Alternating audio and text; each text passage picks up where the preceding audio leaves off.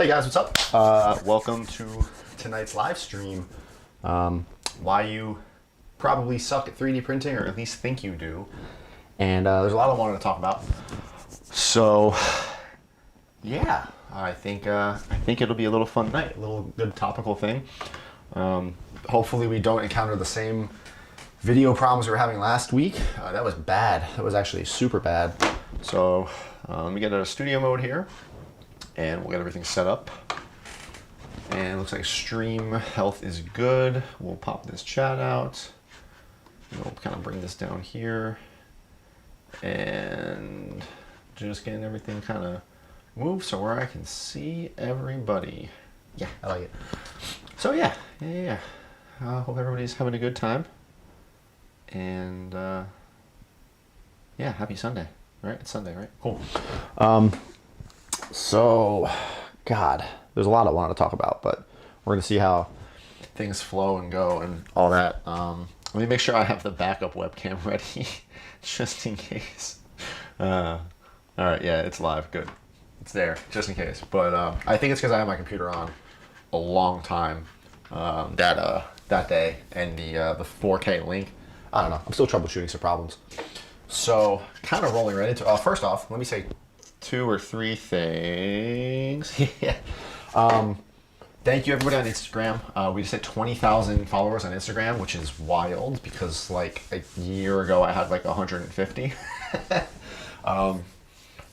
Like crazy. So thank you everybody for sharing my stuff. Thank you, all of it. Just thank you. You know, this has been crazy. I don't think, I'm trying to remember the first time I put anything on Instagram printer wise, and I really don't. I think it was around September, October-ish. I could probably scroll back and find it, but whatever. And thank you.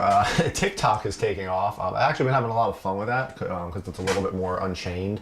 It doesn't need to be these nice pictures that I want to upload, or it could just be me talking or BSing. So that's actually been kind of fun. And we just hit 20,000 on that today, so it caught up real fast to Instagram. If I've looked at my analytics, I mean, it was like 100,000, 20. So one of my videos is doing very good. So I know we have a lot of new subs too. We went from 6,700 to we're almost at 9,000 subs on YouTube because I think of that. So thank you everybody new. Welcome. If you're catching this live stream, if you're catching it in the future, thank you and welcome again. I really appreciate that. And I really appreciate you coming over and subbing and watching and joining us. So it's been really fun. Hopefully soon we can get YouTube to catch up to those 2 platforms, because this, like I've said in some posts, this is my lifeblood. This is what I do. If I could call myself anything and hope to call myself anything, it would be a YouTuber, not an Instagrammer or a TikToker or content creator. Yes, but YouTube is one. I want YouTube to be my main focus because of the time that goes into the videos, the effort that goes into all of this, editing, filming. If you've ever built something and if you've just built something and then built something and tried to record it, they are 2 very, very, very different things. Making sure you have the right camera angles, making sure, did I catch that? Did anything get messed up?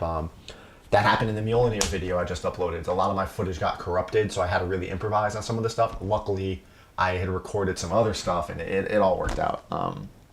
But yeah, I'm trying to get better with recording.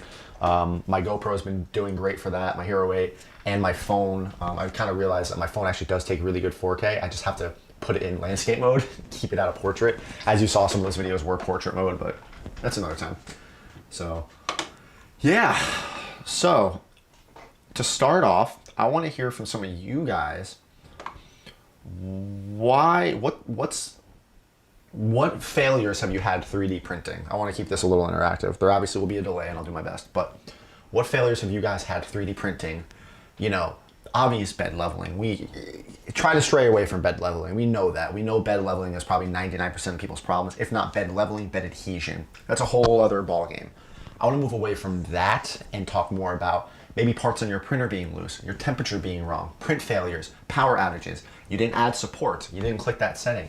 What has been your biggest absolute, the thing that made you want to sit there and just go, screw this hobby? Like, oh my God, like I'll never be good at this. I'm not good at this. I suck. How is somebody able to make that? And I can't even get a print to finish.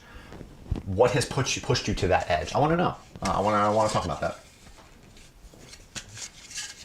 While we wait for that, I will answer Zach Boska. What is the minimum bed size you need to do what you print?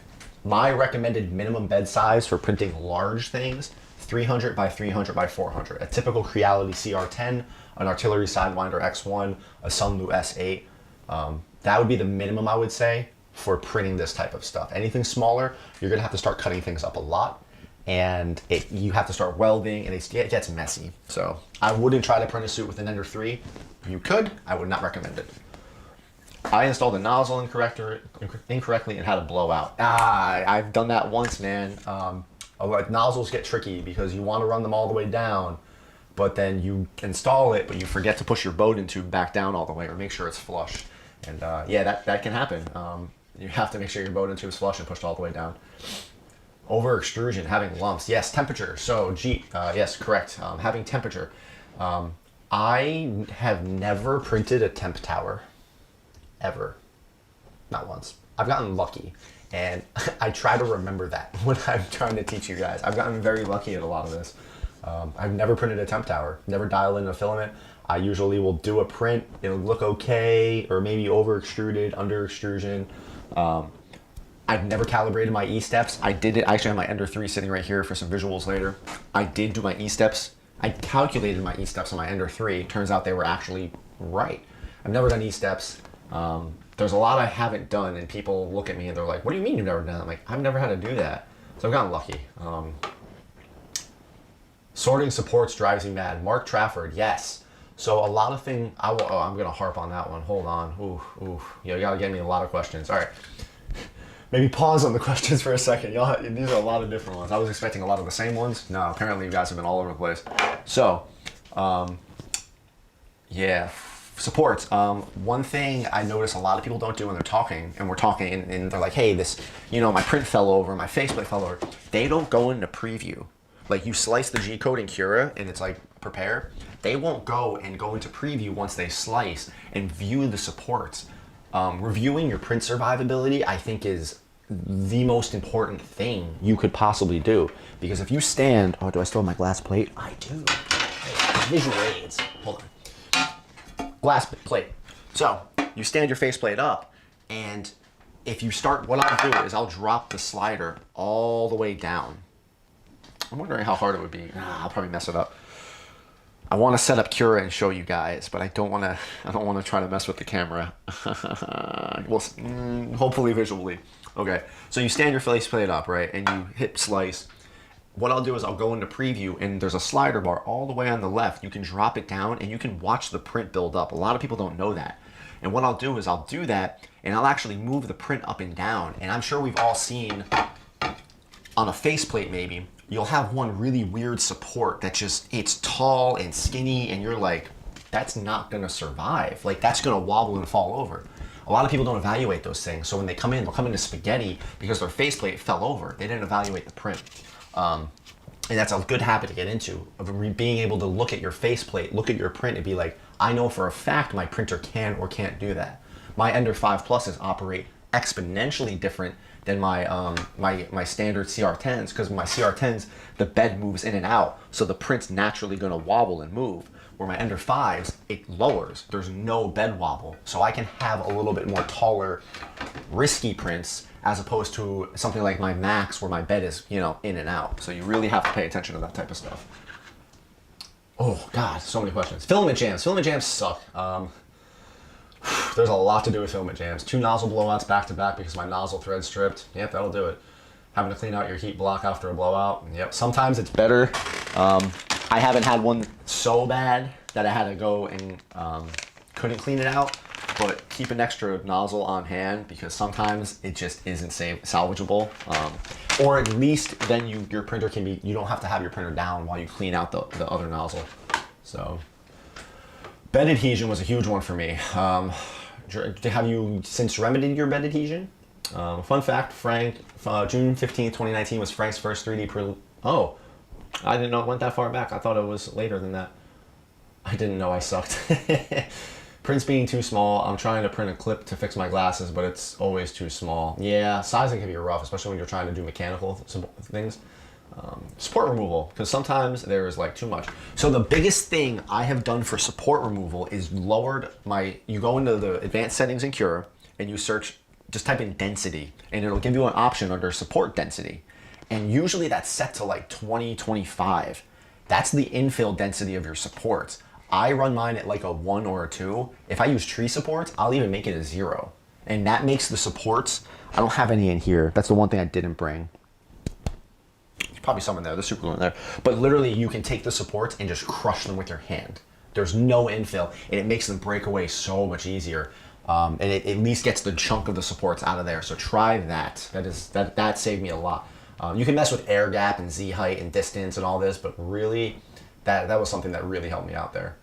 I think I needed to learn. I needed to print models made for 3D print. Smithguard, yes.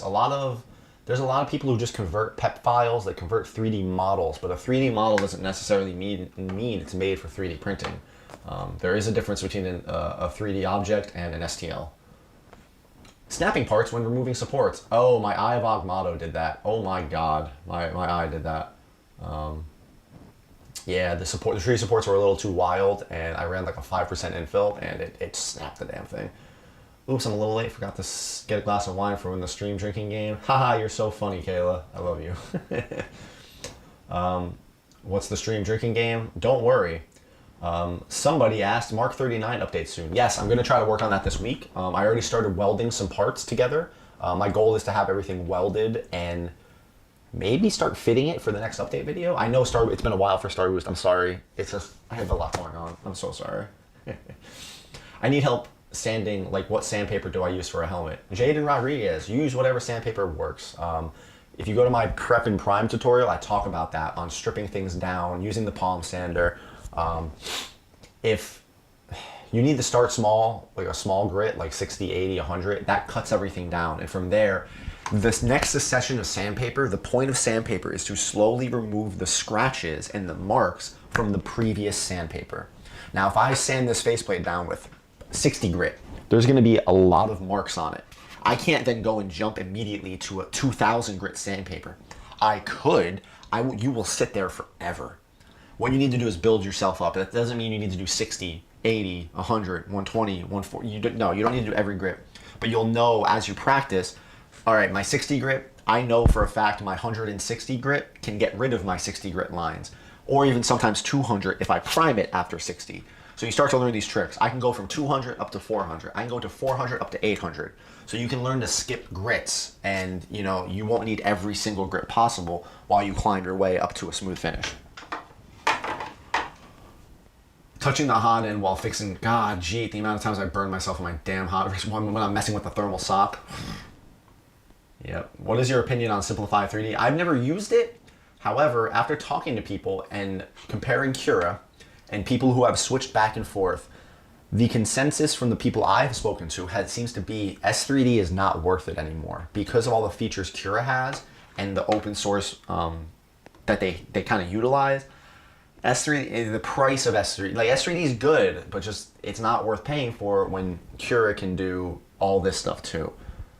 That's just me. I still haven't tried it, so that is literally just an opinion formulated from conversation. I definitely struggle with supports and knowing if to pick a raft or not. That might be helpful. We're gonna come back to that. Support roof on my supports. Just don't like letting go. Yeah, it can be tough. In what scenarios are tree supports useful? Oh, somebody asked. Yes. Tree supports. Tree supports are amazing, but they are not the one end all be all fix all. Tree supports don't. All right, I don't know if you guys have ever seen it when you're in Cura. I really want to pull Cura up. I'm gonna try to load Cura and get a picture, a screen and screen. It won't kill the stream, but I might lose my camera, so bear with me here, okay? I want to show you guys these settings because it's much better visual aid.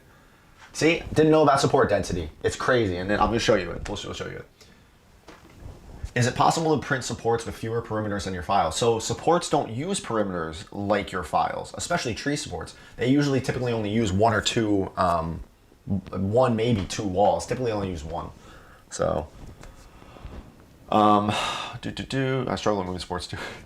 Are you going to do a cap shield yet? Yes. So, while Cura loads, something cool actually happened. I actually linked up with somebody on Instagram. I shared one of his posts actually, and what he does, he's a leather worker. He makes cosplay leather buckles and straps and belts. His work is beautiful. I can't remember the name. You know what? I'm gonna plug him right now because I can, and I want you guys to know who this is. And let me just find his Instagram because he is making me straps for my Captain America shields. Because Valley Green Leather, here it is. Okay, his Instagram name is Valley Green Leather. Exactly, a valley, the place, the color green leather. All right, and he makes beautiful buckles and straps, everything. He does a lot of Star Wars stuff. And I don't know. We started talking, and I asked if he would make some straps for my Captain America shields, and he was like, "Yeah, dude." So I actually just commissioned him to do that. He's making me 3 sets because I actually am making another one. I'm actually want to grab this off the wall. I'll show you guys. And sometimes you need to recognize your pitfalls, and mine was definitely leather. Well, I think they came out good, and I need to redo this shield. I'm still working on filling in. You can see where the weld lines are. The aluminum paint really made this. It wasn't bad in primer, and then I did the aluminum, and I'm like, but it's my prop. The front came out fine. This is actually scaled down to be the size of the Marvel Legends shield, about 24 inches. This is actually the real size of Captain America's shield, and you can see a slight difference in size there. So he's actually making me, now these are belts. These are belts I chopped up. They look okay. Honestly, it's my own nitpickiness that's like, nah, dude, redo this from a distance. However, his work is far superior to mine, and I've never commissioned somebody to make me something, so I thought that'd be kind of cool. So he's making me those, and once those get here, then I'm gonna make this video. I was about to go and film that, and then I linked up with him, talked. So that Captain America shield video is gonna wait until those get here. In the meantime though, I still have to do the World War II shield. I'm gonna redo a Mark 85 battle damage video. I have a Keyblade. I have a bunch of other projects. So that shield will be on hold for a little bit, which is fair. I think that's okay. Tree supports. God, we're gonna talk tree supports.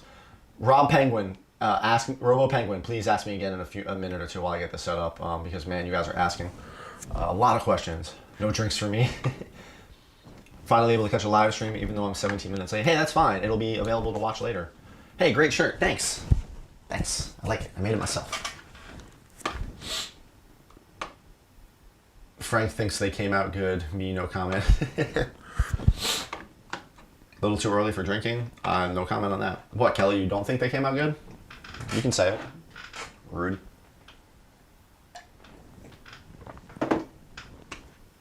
How much support density do you use? Weberich. So this all ties together. We're going to talk about trees. Let me get this set up, and we're gonna talk about supports. 1 to 2%, and then sometimes I'll use 10 because this all coincides with actually reviewing your supports. Display capture. I don't want to do this display capture. We want to do. We're gonna get rid of that, and we're gonna open this up. God, this is gonna crash. I know it is. I just know it is. I'm so scared. Let's see. Window capture. Thanks, OBS. Cura. There we go. All right. So now I just need to actually make it kind of coherent in the stream because it's a very large, it's not quite full scale. All right, there we go. We'll do that. And then where is, I need to do this and move that down. Just getting it set up. You guys will be all right, I promise. Video capture device number 2. I should name that. All right, I think we'll go with that. So move. Hey, it worked. Yeah, I hope you guys can see Cura. As long as I don't adjust the, yeah, as long as I don't adjust it in any semblance. It should be okay. The only problem that's going to exist is, I don't think you guys can see my mouse. Can you guys see my mouse? If I have it like this, I'm not going to be able to see the chat, and then I can't see what you guys are asking. And then that's a problem, because I want to be able to see what you guys are asking. I love the title of this. Hey, Geek's Gonna Geek, what up? Hey, right now, go subscribe to that dude's channel. Geek's Gonna Geek, please, go subscribe. He has a lot of cool videos about cosplayers and all that, and he has been my #1 like supporter on Instagram and shared the crap out of my stuff. I would not be at 20,000 if it wasn't, literally was not for him. So please go subscribe to him and follow him. Please, please, please, please, please. It is so awesome that you have a craftsman making the straps for you, but not everybody has connections like that, and I love the way you improvise by using basic belts that anybody... Yes, I will talk about that too. In the video, I am going to show those belts. I am going to show the references I used off my Marvel Legends shield and how I kind of got them to look how I did. I don't hate them, but I think if I can get this somehow better than I'm capable of, yes. And it'll show me some things about, I want to see his work. I want to see a professional's work like that. And it'll be cool to have it on like my stuff. You said to ask again. So what scenarios are tree supports useful? God, you guys are blowing this chat up. All right, so you guys do see the mouse. Hello, Brent. Hello, I'm also not, well, I'm north of London, but I need to stop smelling the wax I got. Okay. Lenny Naz, welcome to the stream. If you don't know about 3D printing, this is the place to be. So let me go get a file dropped into Cura. I think I'm trying to remember. Oh, I know exactly what part I was talking about. So I'm going to drop a couple parts in here because they will be very good for showing you guys what I'm talking about adjusting the density, and then I'm also going to show you guys. So is it blade? Is it blade 1? It might be blade 1. Hold on. Is this it? Yes. Okay, blade 1. Then I want to get a faceplate in here. So I want to add a couple different prints.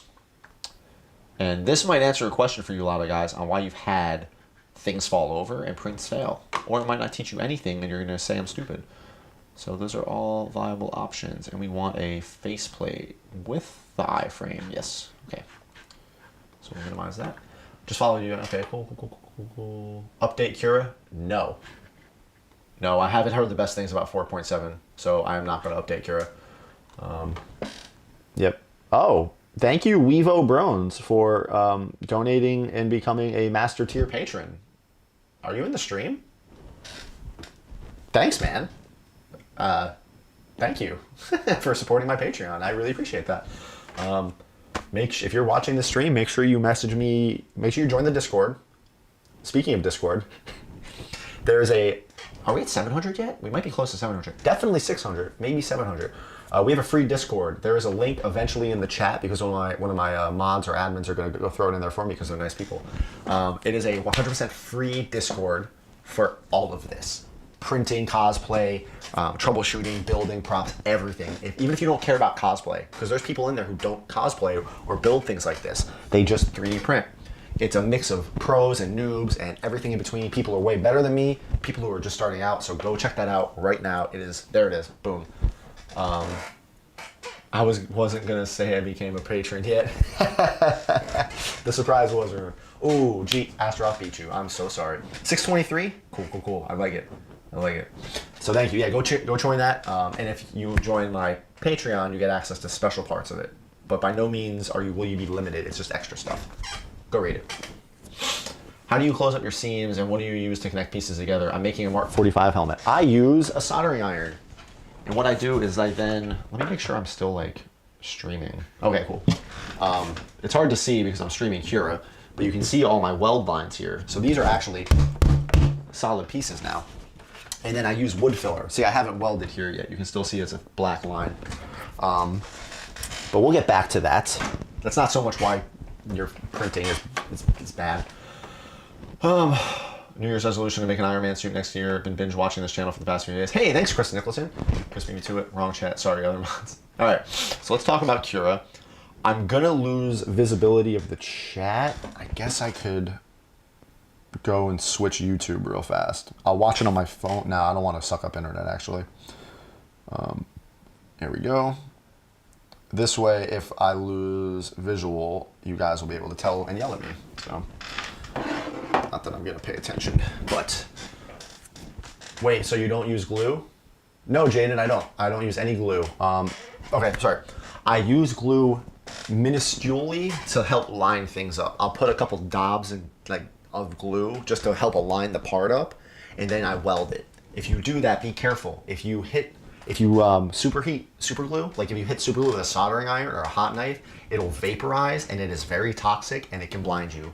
So please be in a well-ventilated area. Have a fan blowing away from your face or something, and just be careful with it. That would be very, very tragic. So please don't let that happen to you. Orla, thank you. Yeah, melts them together. Wood burner, yeah. Literally, it just needs to get over like 300 degrees Celsius. You really can use damn near anything. Friction weld, that's an option.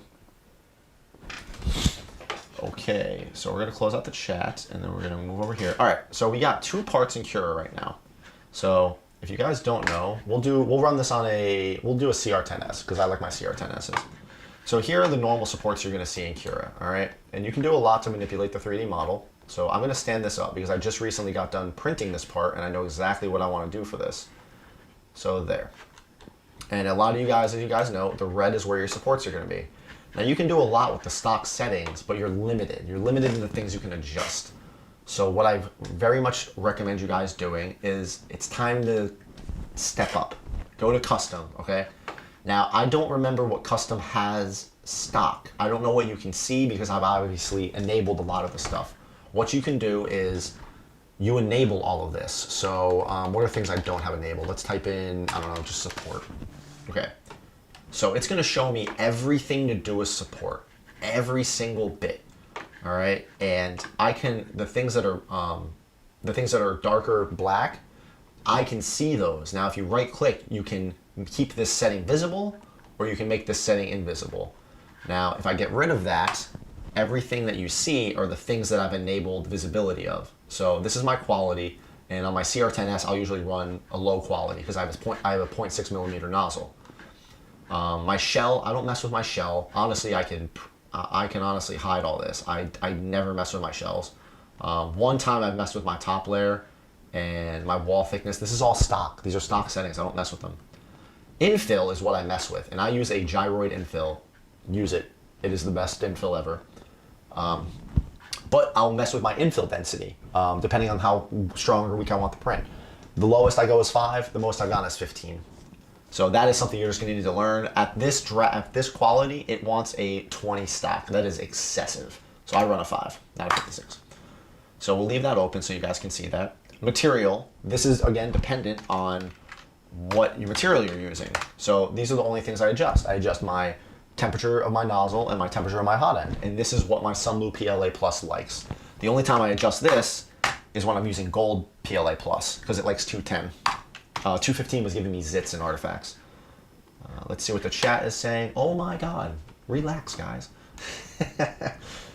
I'm 13 and have big inspiration to help me through. Hey, no problem, Delirious Expo. So when you solder, do you use extra filament? Jaden, you figured it out. Yes.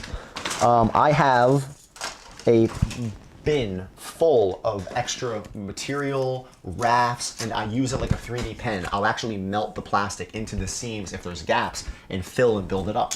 And it makes it stronger. Yes, you're absolutely correct. We've yelled at you for using super glue and soldering iron without a fan. All right, Chris, I'm a hypocrite, not a liar. Done it. I thought I was about to, dude, it hurts. It hurts so bad to get in your eye. Like you're like, do I open my eye? Do I close it? You just don't know what to do. Planning any helmet modifications? Always. Chris, you should know Frank's motto, do as I say, not as I do. Damn, that should be on my shirt. Yep. Jaden, don't worry, man. All my videos have the Discord link at the bottom. You can go before or after. You don't have to be in a rush, man. Don't worry about it. Don't tell me to relax. Also, if you're enjoying the stream and learning a lot, don't forget to hit the like button. Thanks, Kelly. All right, so let's keep going through settings. My optimal settings, all right? Speed. Again, this is very printer specific. Cura wants my CR10S to run a 50. I know something like this, I know I can run a 70, okay? So we're gonna actually get this tuned in for what I would do. Travel, sometimes I have Z-hop when retracted on. I've been using without it. If you're having slight over extrusion problems, having Z-hop when retracted on helps. It literally raises the nozzle when it moves and then lowers it back down. It just increases the slice time a little bit. Cooling, I never mess with that. Supports, we're gonna get to it, and we're gonna get to that. All right, experimental, tree supports, special modes, I don't have any. We'll turn that off, actually, I don't need special modes anymore. Dual extrusion, don't have that. All right, build plate adhesion, we'll talk about that real quick. We're gonna turn this off, and we're gonna get rid of that. We're gonna go to sports. All right, so these are normal supports. Now right there, support density. You can hide this. It wants it at a 20. That's why your supports are so strong. 20% is filled. Make that a 1. My support overhang angle. Now, if I have this at 90, there will be no supports because it's everything at a 90 degree. It doesn't make any sense. Cura doesn't like that. So I'll run about a 60 to a 70. And this is something you're gonna need to learn through your printers and stuff. Now, this is the big thing that tree supports doesn't recognize. Do you see how this says support placement, touching build plate and everywhere? Now, this won't really apply to this. It'll apply more to the faceplate, but we're gonna go ahead and slice this real quick because I wanna show you guys what I'm talking about. Now, let me hop back to the chat and see what you guys are saying. We didn't lose the stream, did we? Okay, cool. All right, so 3 hours and 7 minutes. Now, if you go up here to preview, it'll actually render the entire print for you. Now, I believe if you've never done this before, you need to come up here and change it from material color over to line type. Do that. And now what you can do is this is literally what the print will look like. If you're concerned about your details, how edges are gonna look, you can literally zoom in and see how they're gonna look. This is the actual layer height that it's gonna print out at, a 0.32. And then you can see everything here. So the yellows, it tells you, the yellows are your top layers, and then there's a slider over here, and you can actually watch the print build in real time. And I wanna show you why this is very important in evaluating why a print failed. So if it's highlighted blue, you can actually use your arrows to build it up slowly. And then depending on what your layer you're on, you can actually go down here to the bottom and you can actually follow the exact path of your nozzle to see exactly how it prints. And if you hit play, you can literally just watch it print in real time. So I think this is pretty fun. It's a cool little feature. It's like a time lapse, but not. But I want you guys to pay attention right now to right here. So the blue is my supports, and I know they're my supports, A, because they're blue, and you can go up here and you can actually turn them off. So my shell, I can get rid of the walls, I get rid of my infill, and all you're left with is your supports. I think that's kind of cool to evaluate it like that. So we can turn those back on, and let's zoom in right here. And this is something I had to evaluate. I had this print fail and I had to figure out why. So I'm gonna build up layer by layer, and I want you guys to pay attention, and you're gonna see exactly why this failed.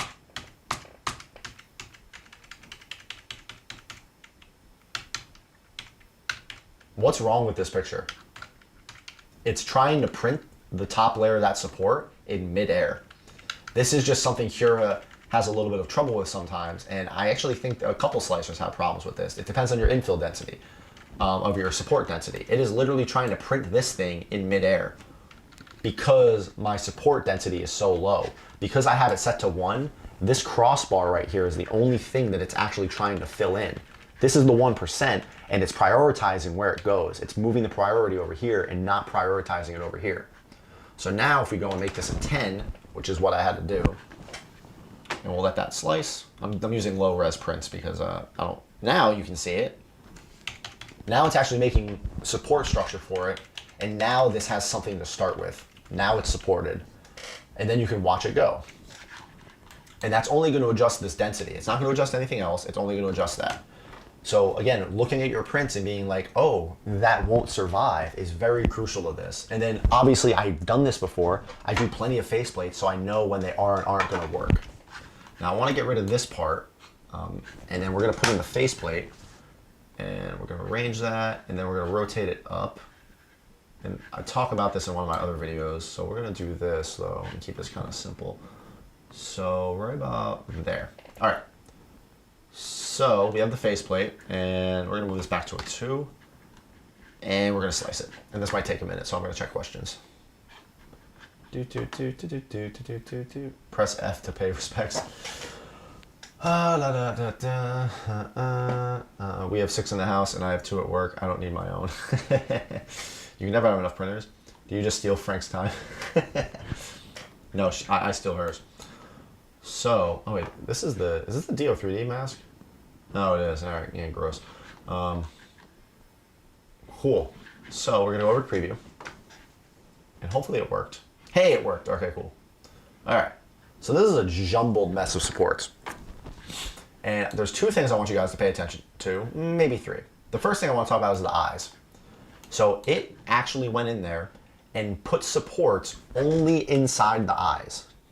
That's awesome. That means less support wasted because it's just only doing it in the spots it needs it. And then another spot I want to put you to pay attention to is a common place when people stand up masks where they fail. Now this is actually doing an okay job of supporting it. Sometimes because of the angle right here, it won't actually even support, it won't put any supports there, and you'll have the 2 sides of the faceplate coming up and they'll just fail and tip over. And then kind of what we were talking about earlier, these really, really tall supports, like this one. This one's just wild. Let me get rid of that. I just have a sneeze going on, I'm sorry.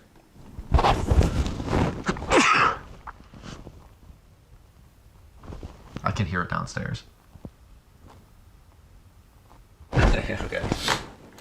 So you can see here, this super tall support. Look at this thing. This super tall, I mean, this thing is max height, and I don't think that would survive. That is a very, very tall piece. And if you know your printer, if you have it calibrated and dialed in, you know that like, that's probably not gonna make it. It's gonna wobble, it's gonna move. So that's when it comes into actually rotating and moving your print, because you can see it wants to support it with the red. So maybe rotating this forward just a little. All right, now it's gone. So, you know, angling it and reviewing your print, changing your overhang angle from a 61 to a 62, so playing with it. So that's really important. But I want to show you guys tree supports and why sometimes on like faceplates, they might not be optimal. So when you select tree supports, you unclick this and you reselect it. And the same thing, so I'm gonna do 0, why not, for funsies. We're gonna slice that. The slice time of tree supports does increase drastically, so have fun with that. When you make an Iron Man helmet, do you detail the faceplate? Jaden, do you mean like the inside? No, I don't. I've never needed a reason to. Thank you. I have the Mark 39 3D print files, and I don't know how to position them. Sadarchi's Gaming? I have an entire series dedicated to the Mark 39 files and how to position all of them. It's my whole build series. It's my second build series besides the Mark 85 back there. So go watch those videos because I literally go over positioning, and there's more videos coming out very soon, I promise. What does Kayla 3D print? She doesn't 3D print. When I originally tried to print the faceplate, the supports were so thin they fell over. Exactly, it happens. All right, cool. So here's my faceplate, and we're gonna go into preview, and you're gonna notice something very drastically different about tree supports. Tree supports always build from the base plate. It's like a tree. It's like a root, you know. It won't just put tree supports in the eyes. It'd be cool if it did. Maybe eventually it will, but what it will do is it'll always support it from the base. So this is going to use more support. It's going to use more time. I don't remember what the slice time before was. I might have to go back and check, but I don't think it was this long. So when it's building, it's going to actually have to make the supports all the way from the bottom. And tree supports, again, 0% density is usually pretty okay, or 1. But tree supports aren't always ideal. In this case, I wouldn't use them. This is a crazy amount of tree supports that I wouldn't be comfortable using. So 16.4 and almost 10 hours. So let me switch that back around. I don't remember what it was before. 16.4 and 10 hours. Or 164. Go. Go. Go. Go. Oh, 10 hours. So more. Okay. So it uses more in both regards.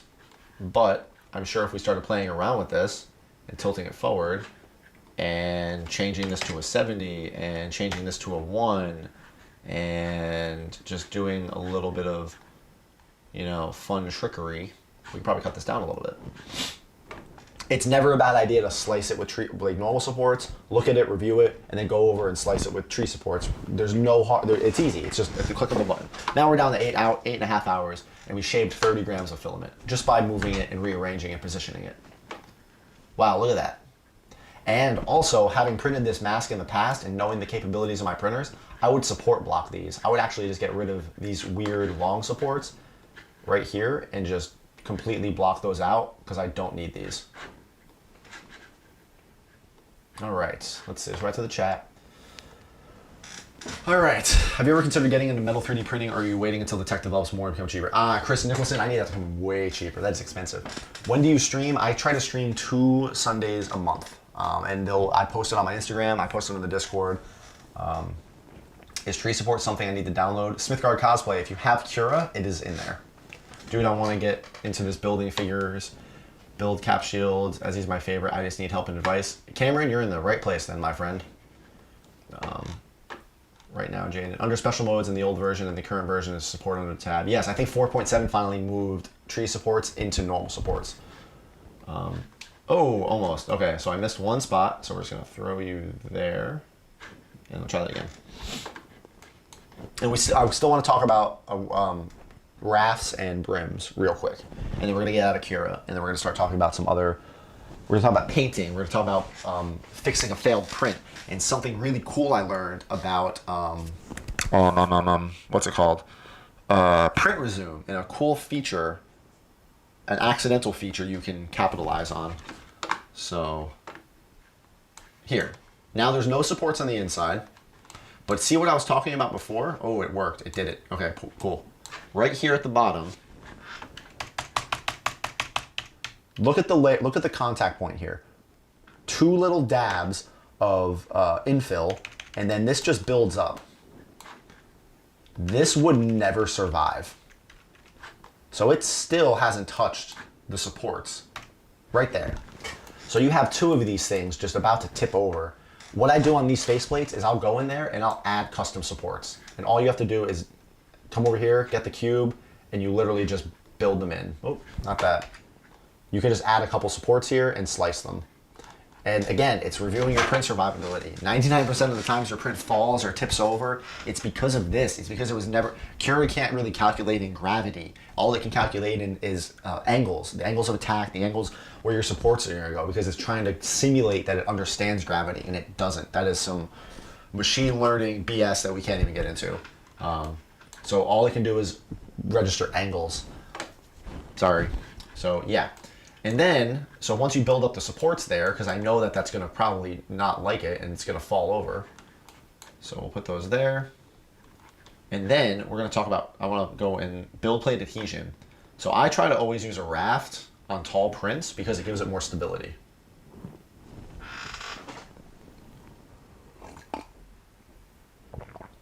A little bit of water. All right. Let's see what the chat is saying. Oh, take it easy, Orla. Do you know if there's an auto bed leveling system for a CR10? There is. You need to install it. It's a BL Touch. Hey Matt, what's up? Welcome to the stream. I seem to have a bad experience when support plate pieces build up from the print rather than a plate. Support custom supports are not on Cura. Download the marketplace on top of the corner. Have you ever messed with Z support distance? I have once, and then I updated Cura, and I never needed to again. Whenever I sand, I always see layer lines. What is something I can do to get rid of them? Keep sanding. Keep sanding. If your prints are very low, unfortunately, if your prints are very low quality and have a lot of layer lines, you're going to need to use a filler. You're going to need to use spot putty. You're going to need to use wood filler, filler primer. But if you have smooth quality prints and you still see layer lines, usually you can sand them down. What did you have the support density set for the Mark 85? Day and white, my support density, I think I was running like a 5 or a 10. I was still learning Cura for my Mark 85, but all my prints now I have like it's 1 and 2. Just found your channel. I really want to get a printer now. Kareem? Bipart? Yeah. Thank you. Welcome. Why do my prints with carbon fiber suck? Because carbon fiber sucks. It is hard to print with. I've never done it. I've done a lot of research on it, but it's very difficult to dial in. That's that motivation for 3D printing returning. All right, cool. So now you can see down here, this first layer right here, this is my raft. And it's just that. Rafts can solve a lot of problems. A lot of people call them a Band-Aid fix. I just call them another tool. Your bed's not level. Oh, I'm using a raft. Or you're just covering up a problem. Well, yeah, I fixed the problem. My bed was a little warped or unleveled. Now it's not. Rafts just lay down. It's just a bunch of layers. And what it can do is if your bed's just a little bit warped, a little bit tilted or off, the raft will actually build up flat. It'll actually help compensate for that and actually kick up one side. Because even if you're too close or too far to the bed during the raft, usually the raft isn't going to fail. As long as it's sticking in some way, it's going to build up quicker or slower and actually help level the bed for you and give you, it's like a bed on a bed. And then as it builds, you start to build the print off of it. And it gives you even more adhesion and it gives you more stability, especially for really tall prints. Rafts are, what I'm like Stormbreaker, like this thing. Here we go. It's hard to see because I'm still in Cura. Actually, we can get out of Cura. Hold on. So that's a raft. So we're gonna minimize Cura, and then we're gonna come back down here, and then we're gonna get rid of my window capture, and we're gonna maximize this, and then we're gonna come back. Hi guys, I'm back. Yeah, sweet, sweet, sweet. All right. Have you ever sanded a print so much that you see the infill? One time when I was practicing, when I was using my electric palm sander for the first time, I tested it. I was like, how long do I need to sit on a print to cut through it? And it was good to know. It was like, all right, if I sit here too long, it will melt. So you got to move around. But yeah. Sand prime, sand prime, sand prime. Yeah, within reason. Within reason. How much is auto leveling thing cost? A BL Touch, I think they're like 50, 60 bucks maybe. I don't know. Wrap to save my print so many times. Yep. So this is a new Stormbreaker I'm working on. This is the handle. Okay. This part right here is one piece. I actually just took another one off the bed. It's a fresh raw print right in the other room. And I use a raft on this because as you can see where this gold is, there's not a lot of surface tension there. This is a tall print. This almost maxes out my CR10. And that's a lot of wobble. So I use a raft and it helps, it gives you more adhesion. I'd rather use a little bit of extra filament to have that type of safety and stability. It's a safety net. Even on my Ender 5 Pluses, which are like perfectly level, amazing glass, premium, microporous beds, the adhesion is stupid, I still use a raft. It's a safety thing. I don't want this damn thing falling over. Use a raft. You will literally, there's no reason not to if you're doing something tall. There's not. This Stormbreaker axe head, however, I did not use a raft for it. It just printed. So this is a layer shift, and you can actually see the layer shift right there, right at the bottom. We're going to talk about that. Yep. What's the difference between a CR10 and a CR10S? A CR10S has a second motorized Z rod on the. If you're staring at the printer, it's on the left side. The CR10S is better. It is. It's a CR10 is, they're kind of dated because of, you're going to get one, it might work for a little while, your gantry is going to slowly come on level. There are two other differences that I can't remember. If somebody wants to throw them in there. The CR10S is just a little bit of an upgrade. So it's worth a little bit extra money to get it. It already has a couple of the features that the 10S, that the 10 doesn't, that you're going to need to put on it right from the get-go. Any chance you could do a video on using larger sizes nozzles? Andy, I could, but it'd be a very weird video because I guess I can make a video just talking about it. Do you prefer a 10 at the CR10 or the Ender 5 Plus? Because I want to buy one, but I don't know. Okay, no, Naldito, AMB. The 5 Plus is quickly becoming my favorite printer. It is amazing. I wish it was around when I started almost a year and a half ago. Yeah, July. Yeah. It's a cool printer. If you can afford it, because it's like $500 or $600 as opposed to the $400 CR10S. The bed size, the stability is worth it. it is quickly, I like my CR10S because it's the thing that helped me build this and most of these props. But yeah, I'd say if you can get an Ender 5 Plus, get it. And then immediately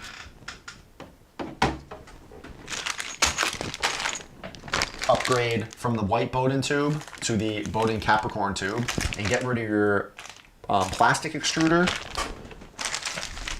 and get an all metal extruder. These two upgrades will make these drastically increase the reliability of Creality Bowden style printers. These are their two main points of failure right here. Their stock weight tubes suck. They're not a strong PTFE at all. And their plastic extruders crack from constant use, pressure, and hot cold cycles. Plastic doesn't like that. Metal doesn't care. Yeah.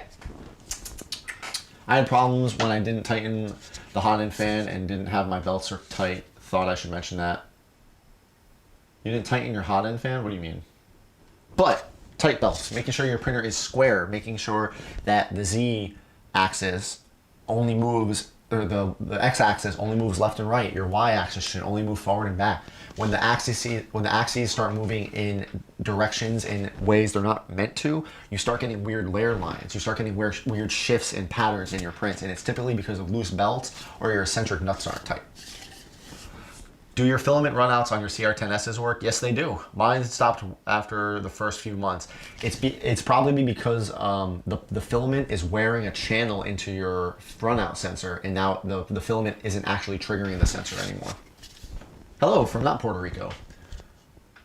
My Mark 85 is staring at me. Yeah, he looks kind of menacing back there. The crown doesn't help though. Hi Elmo. Welcome from TikTok. Did your Ender 3 have printing problems at first? Because mine did. No, my Ender 3, it was fine. It was fine right out of the box. You gotta build them right. Show the Iron Man helmet camo. No. A hammer, get a hammer. Hammer. Everything's a hammer. I had replaced my hot end fan and hadn't tightened it, and it was vibrating like crazy. Oh, that's interesting. That's a very interesting thing. Thank you for that. I'm kidding. I'll get the camo helmet. Yeah, no one's asked to see this in a while, and I really need to finish it. It's just sitting here, and I'm sorry. I'm sorry, Danny. This is the camo helmet. Yeah, it's spray painted flat white, and then it has vinyl stickers on it to give it the camo effect. It came out pretty cool. I think next I would actually spray paint the camo. So, yeah. It has red eyes. They're just not hooked up right now. Yeah. Okay, so we wanted to talk about print failures. Layer shifts. Okay. Layer shifts. These suck. This isn't even a bad one. This is just literally like a millimeter. But it happened early on due to a filament change. Now, it's one of the only problems I've had with my CR10 Max, and apparently a couple people have had this problem with some printers. Some of the pros. Sometimes when you do a print resume, it'll be off a millimeter. It gets messed up and it sucks. This was a ruined print. I tried saving it. It was actually coming out really smooth while I was sanding it. Like, this was coming out beautiful. But as I started to paint it, I was just like, this is the primer. I was just like, that layer shift is too bad. So I don't want to throw it away. I don't know what to do with this. Maybe if somebody wants it, I'll send it to them if they just pay for postage. Do you ever go to Comic-Con pre-coronavirus course? No, because the first Comic-Con I was scheduled to go to bring the suit to, MCM London Comic-Con 2019, it was canceled because of coronavirus. I have never been to a convention in the suit. Hopefully one day. What do you use for the padding? I just use whatever foam I have. You can get toolbox foam, you can use EVA foam, bicycle helmet foam, anything you can find. I typically, the only padding I'll use inside the helmets, I'll put a little bit of padding up here on the top, but that's about it. Not much at all. Yeah, layer shifts suck. A camo colored War Machine Mark 1, that would be pretty cool actually. That would be pretty cool. Yeah, so this had a filament run out, and it was early on, so I swapped out the filament and kept it going, and then I just didn't notice the shift, and then it finished. That was only because of the print resume feature. It's a thing that happens sometimes. So if you know your filament's about to run out, doing a hot swap typically isn't a bad idea. I think I'm going to do a video on that, on hot swaps. And what I mean by that is you don't let the filament run out sensor get triggered. You literally chase filament in as it goes through the sensor, and you keep a new spool going right away. It's very hard to do, like, because you need to obviously be there when the spool runs out. But what I've done is, if I'm looking at my printer and I'm looking at a spool and I'm like, that's not going to last the next hour. You'll start to learn these things. That's not going to last long at all. You're going to be like, oh, that's going to fail, but I got to go to work, and I don't want this to sit there, and oh crap. So what I'll do is I'll just cut out, that whole roll, even if there's filament left, because I can use it again later. I'll cut that roll out and feed in a fresh roll, even though that roll's not empty. This way I can let that print keep going, and it's solid and it's good to go. Saw a layer shift on Reddit, which was really bad, probably a 5mm shift, but the print's standard. I've had that, Weberich. It just depends on the adhesion. I've also had a layer shift. Which one is it? I'm trying to think. I had a layer shift on Star Boost, and I saved it. God, what part was it? It's in the video. It's in one of my Star Boost videos. Oh, I know. I did a video specifically on layer shifting, saving the print, and it had layer shifted, but it did it perfectly. So what I was able to do was actually break the print apart, realign it, and weld it back together. That was very rare. If I tried hard enough, I could probably cut this and break this, and then but this, it's too thick. This is way too thick of a part. I've seen people get layer shifts on faceplates, and then they can fix it. Sometimes you can just take the layer shift, because the infill didn't line up properly, it's brittle, so you can usually just snap it apart. It's very rare though, very rare. I don't have space for motors, but I want to put magnets on the helmet and faceplate. Is there a way I can put LEDs strictly on the faceplate for the eyes? Somebody, you really need to browse my videos, man. Literally all the things you're asking, I have videos for. That's exactly what that faceplate is. If I watch, you can follow the LED eyes. Let's see, do this.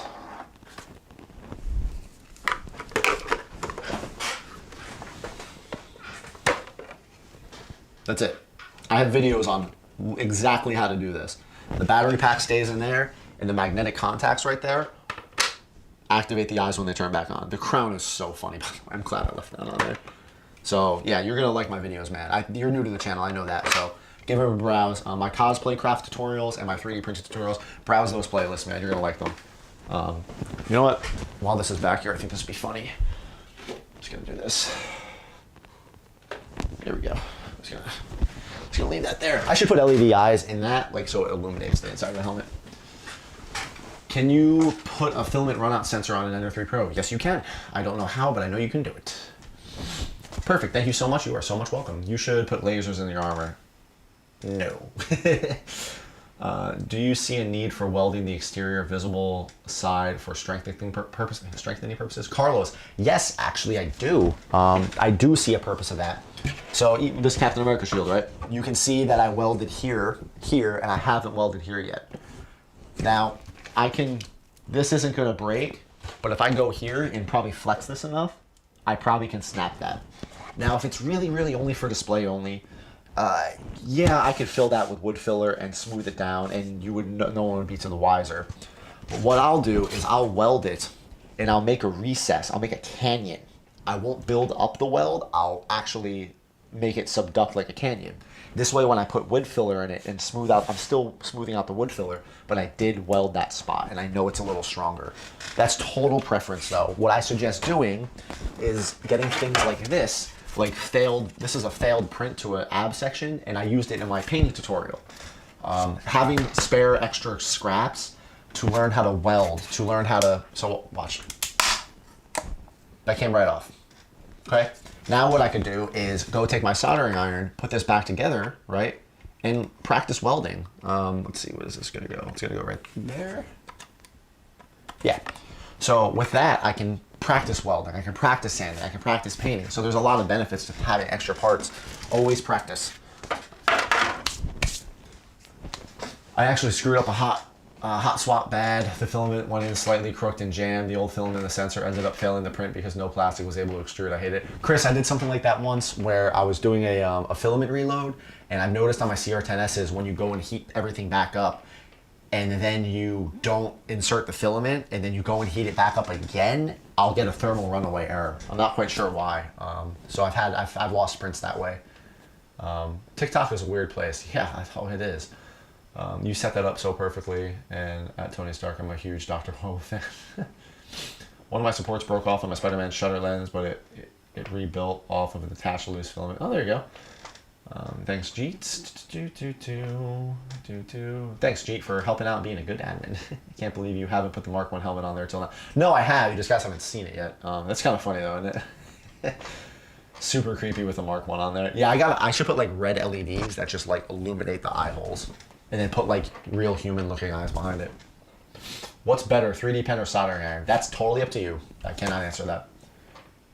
It makes it look like the suit's wearing a Halloween costume. It does. That's really funny. I should do a photo shoot like that, or answer the door like that. It's like, what's up, kids?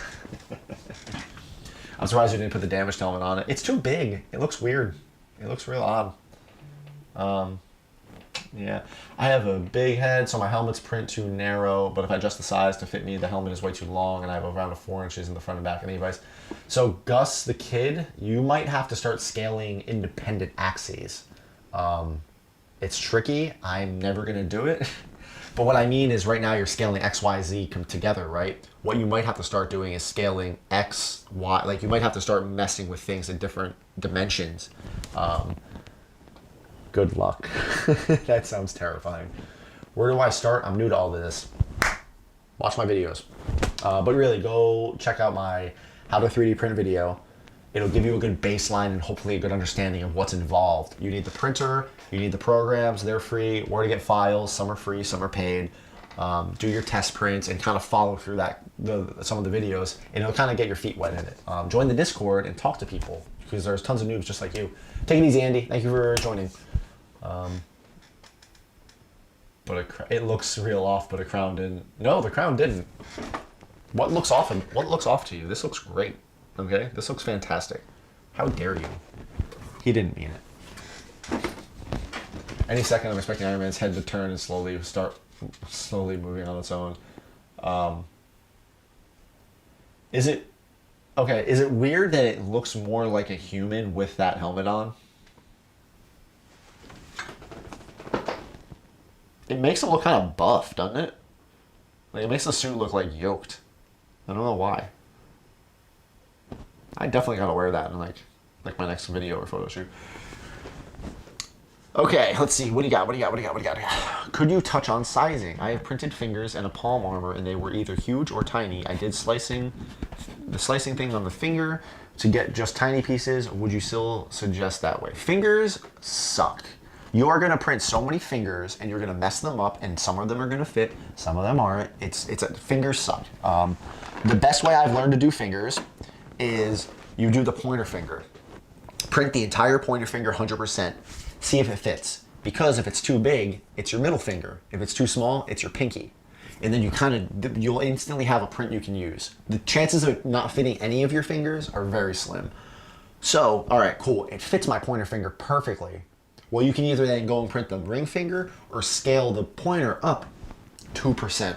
Then it'll fit. If it's still not big enough, it'll fit your ring. So I always start with the pointer finger, and then thumbs are weird. I don't have a good answer for thumbs.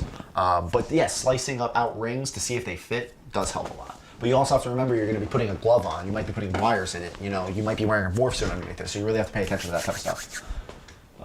You thought the crown looked out of place. What Discord? That's a great question. Gee, you got to catch up, dude. You should put a sensor. The tracks. What? You should put a sensor. The tracks is the tracks moving thing, and then make the helmet have a servo that turns it. That would be kind of funny, actually. I know what you mean. It's where it's just like a motion tracking. Is that what you mean? Like where it just follows me? That'd be kind of funny, actually. The color of the crown is the only thing that's potentially off. I could paint it like blood red or gold. That'd be kind of funny. Thanks, Nacho. How much does Mjolnir weigh? Let me go find out. Do you focus on scaling the middle finger, the number one finger, the most important finger? Hi, Tony Stark. Welcome to the chat. What's the sword to the right of the Mark 85? What, the blue one? Don't worry about it. Yeah. We're gonna just turn you a little bit. There we go. Mjolnir.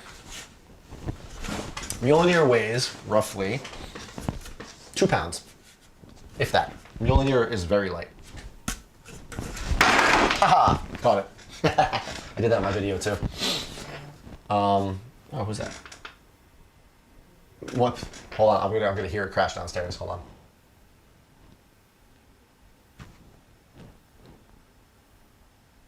Right there, I just heard it. So enjoy that.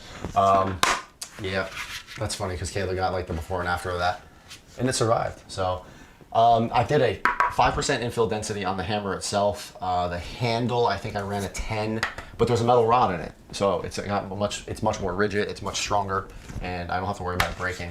Could I still shatter it if I hit something with it? Yes. Now I could have done it at 100% infill. That would have been a little silly. You just made it creepier. I definitely made that creepier. I expected my first print this week. Well, yes, the blue one. Yeah, it happens. Oof. Whatever, we'll live. It almost hit my helmet though. I would have been upset about that. But all it did is I think it nicked the paint a little bit. I want to repaint this anyway. I did get a couple blemishes from my fingerprints, and I want to actually fix this, but that's beside the point. I heard it from downstairs and then waited for the stream to catch up to see what he dropped. I dropped this. I put the hammer down. Yes. Yeah, this thing's light. Woo! I have parts all over the place. Did that break or did I just trip over it? All right, cool. I think I just broke the alignment pin. So here's a little bonus for some of you guys. This is a fresh print. This is a very cool project I'm working on. And if you guys know what this is, you're awesome. Yep. So there's an alignment pin in here, and I think I just snapped it, but that doesn't matter because I'm going to weld it together anyway. So, yep. I am finding this STL took way too long, and finding a good one took even longer. But I also scaled it up 120%. And if there's any Kingdom Hearts fans in here, you'll recognize it. So now I have both. And this is actually scaled up a little bit too. And it worked out very nicely. I'm actually surprised it's longer than the Kingdom Key. But, yep, I hate failing prints since today because my butterfly knife, which I finally finished and posted on the Discord, broke today because of, oh, I'm sorry. The fresh print of Bel Air. Kayla knows what this is. So, yep. So this came out so smooth. This was printed in just multiple parts, and it's beautiful. This is one of my cleanest prints. I only had one print failure, and it's only because I didn't scale it. I was in such a rush to fix it. I ended up not scaling it, and it's kind of hard to see. But this part right here and this part right here are supposed to be the same size. I printed this at 120. I went to print this again at 100%. So it looks a little odd, but I'll fix it. That'll be an easy kill. All right, we're kind of walking around a little bit. Kingdom Hearts. Now that I finished printing the Mark 85 suit, maybe I should give it a different color scheme. I was thinking maybe carbon fiber texture and black. Thoughts? Carlos, you should join the Discord and look at Jeet's Stealth Mark 85 helmet. It is absolutely awesome, and it might give you some inspiration. Someone who was asking about this. One of you was asking about this.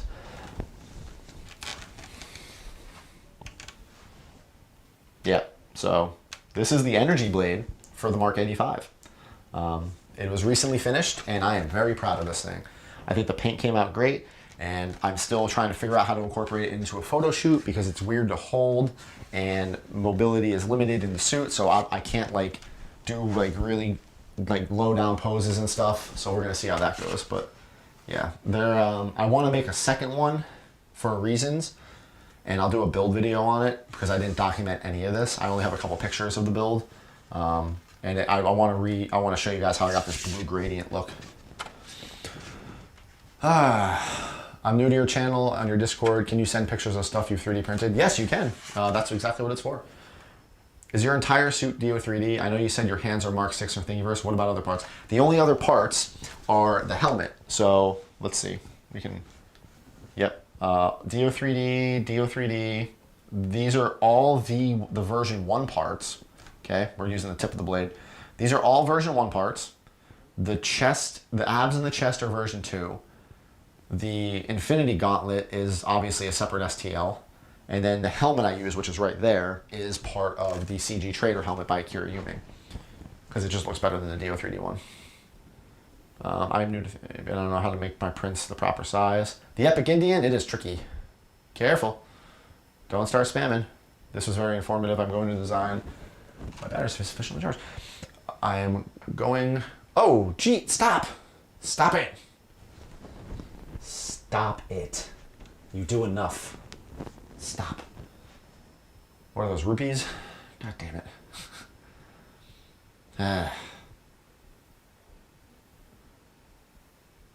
Draken, are you military?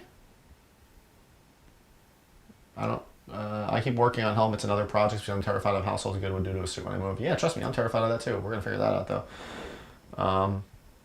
I did that to annoy him. Yeah, you did. Let's just paint his current suit white, guarantee. Yeah, you're not wrong. So, yeah, this is the Energy Blade. I have some ideas for it. I have some ideas for some other things. It'd be cool if it like folded up in the arm. I don't know. So, we're gonna hang that back there. God, you're creepy. I don't like that. All right, so we're past the hour, and that's usually when the stream kind of starts winding down, and we lose focus, which I get, and I'm fine with, because then we can talk about anything we want. Other types of failed prints, but I would like to continue talking about problems that people have, not so much successes, because I think it adds more value to this stream. Wait, we angering Frank by donating again? Yeah, you are, because you are. Send it because the cable's comp. 1 cent. Can you say hi to my big bro on Mole? He loves your videos and it would make his day. Am I saying that name right? It's sorry, my screen's a little blurry. Amnol, A-N-M-O-L. If somebody wants to type that out phonetically, I will gladly shout out. Questions, are you thinking about making the Mark III helmet? I might make a Mark III or Mark VII helmet again one day. Oh, you're Coast Guard, cool. I'm Air Force. Thank you for your service. Jaden Rodriguez, not gonna lie, I missed that Caleb. Thank you. Oh, I thought he was going to end the stream. Oh, no. I try to go for about 2 hours just because I think as long as we have conversation and value to it. Hi, I'm Null. Hope you're having a good day. Yep. Unmole? Oh, okay. All right. You can make fun of me for butchering your name too. We still have more than 60 watching the stream. Oh, awesome. Okay. You should work on a Mark V helmet. I hate the Mark V helmet, Jaden. It is my least favorite armor, and I don't want to do that. So, moving away from 3D prints. All right, cool. We've had, oh, that's what I wanted to show you guys. So we still have Cura open, and I want to show you guys, and this only, don't fall. This only applies to a couple things. Now, have you guys ever had a print stop? It stops, it fails. It gets knocked off, it gets tipped over. I think I had a filament run out on this one. I don't remember why this one failed. But I want to show you guys who don't know, there's a way you can continue to actually save this.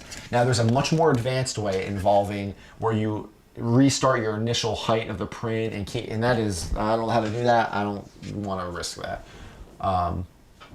Yeah, do you purchase your PLA Plus directly from Senlu on the website because I can't find it? I get it from Amazon, UK Amazon. Do you record these and post them? I like to watch again. Yeah, these are all available to watch. Every single one of my live streams. If you like this type of streaming, go and watch my other ones because all of them have different content and value and conversations. So just put them on the background while you're working on something, man, and like just listen. I promise you'll learn something. Brian trying to upload a frame. Yo, I'm a beginner. Bobby Black. Yo, I'm a beginner about to buy my first printer. So far, I'm down to either the Ender 3 and Sidewinder X1. Goal is to print armor for my boys and myself. Quick, dirty recommendations. Do not get an artillery Sidewinder X1. I've been having a lot more people reach out to me about the problems they have. Breaking literally directly out of box. I personally don't want to recommend it to you. But an Ender 3 is going to be too small to print armor. So if you can, save up for a Creality CR10S. You don't need to get the V2. You don't need to get the Pro. The 10S's have come down to like 350, 400, depending on where you're looking at. Get one of those, man. That is literally what I made my entire armor with, and most of these props. I love your name. I want to keep saying Bobby Black. That is a cool username. Have you ever thought about an Iron Man Shades armor? It's an Iron Man armor entirely in Digicam. It colors much more pleasing to the eye than OCPs. Never heard of that. Supports are really stuck on that helmet. Was the first one, the 0.6 million per G. On the second one, I increased the file. Okay. I literally have your videos running the entire time I'm printing or on Cura. It doesn't matter what video. Oh, dude, thanks, man. That's really flattering. Thank you. Hey, Frank, is your 3D matte? And you're in timeout. Have fun. I'm past my bedtime. Good night, Kayla. I love you. That's my wife, everybody. There it is. Good night. Bye-bye.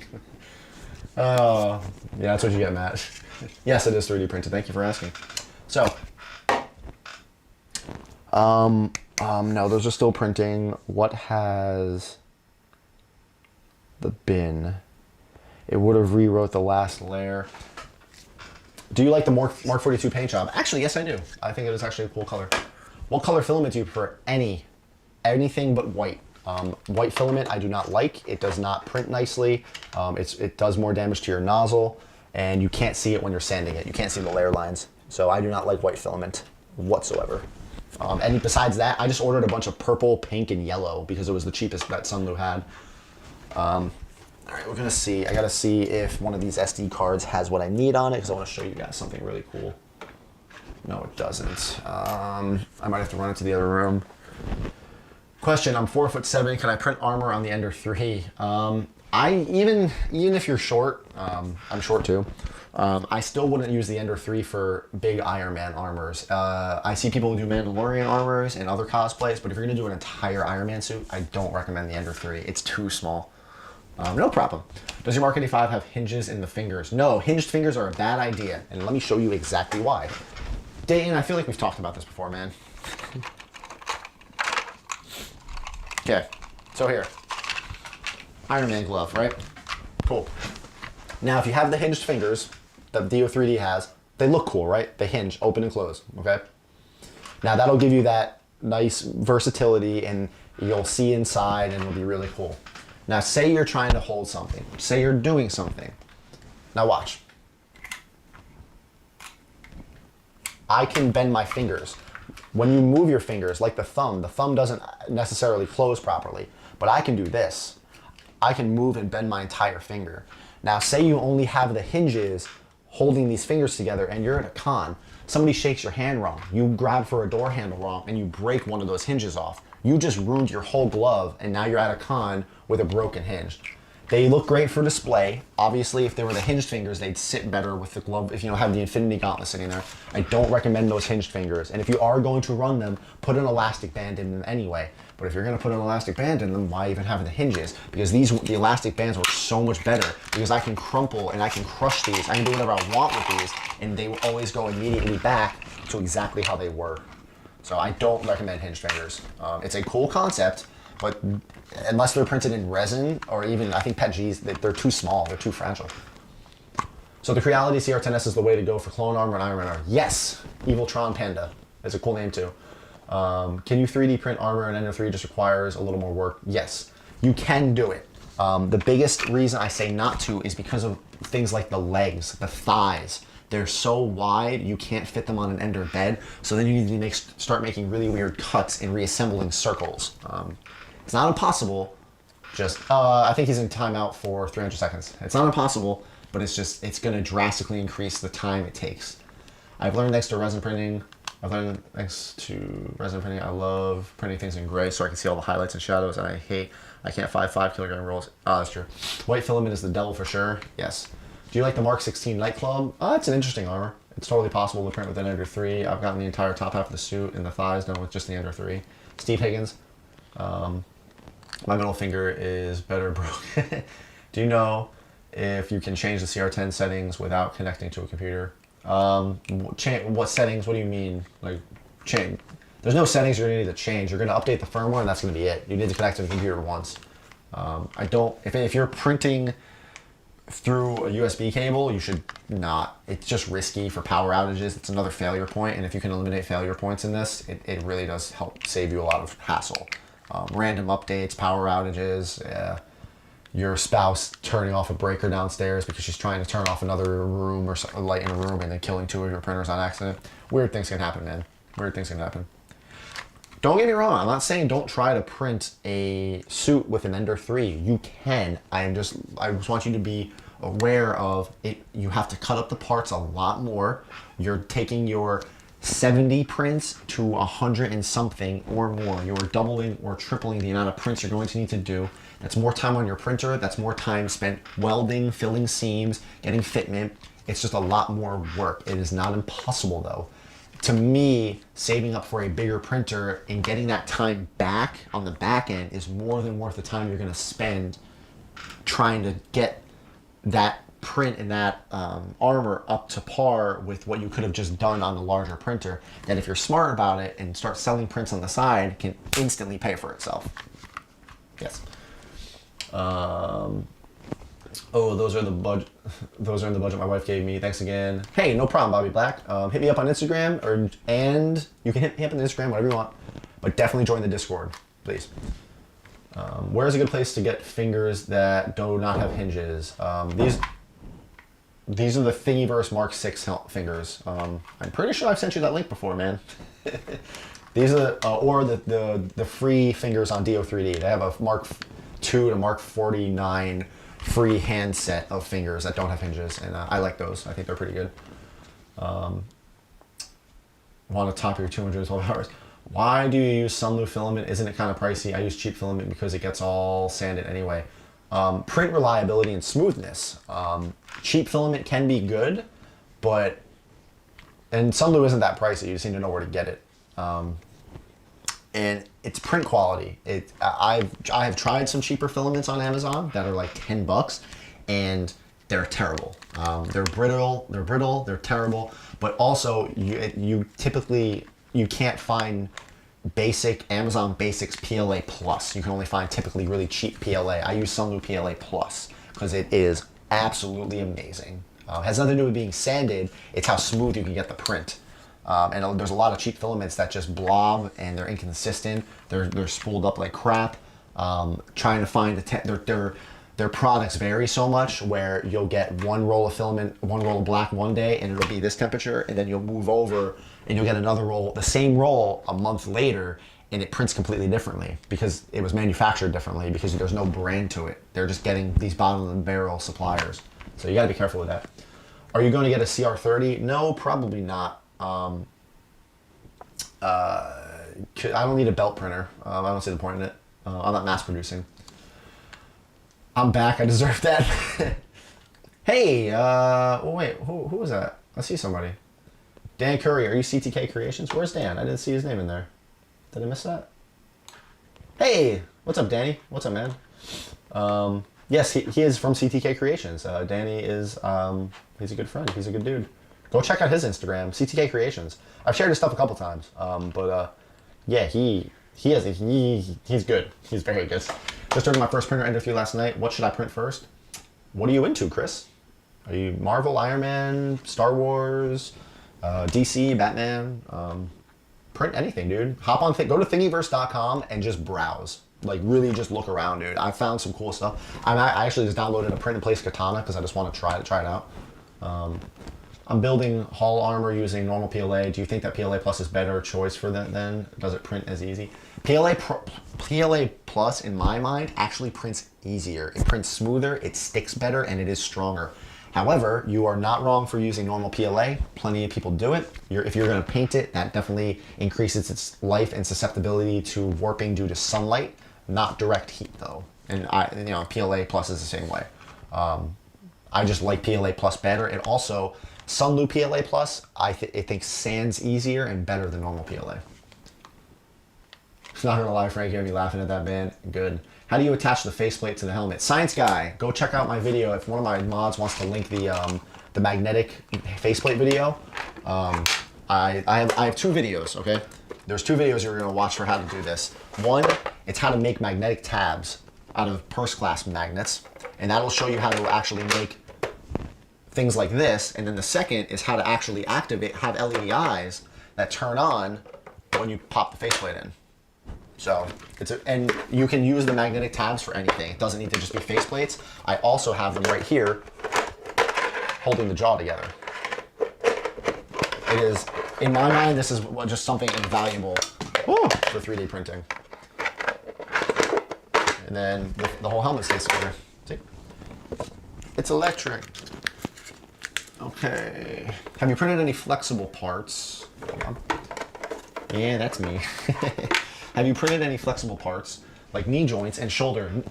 No, I have not, because I didn't want to. It's hard to paint flexible materials, and I was going for more accuracy, and the color difference would just annoy me. You're too kind, Frank. I know, but I like you, so I can be kind. I just finished printing and sanding my cap's shield, but struggling to find the right red color. What have you used? Mark Trafford.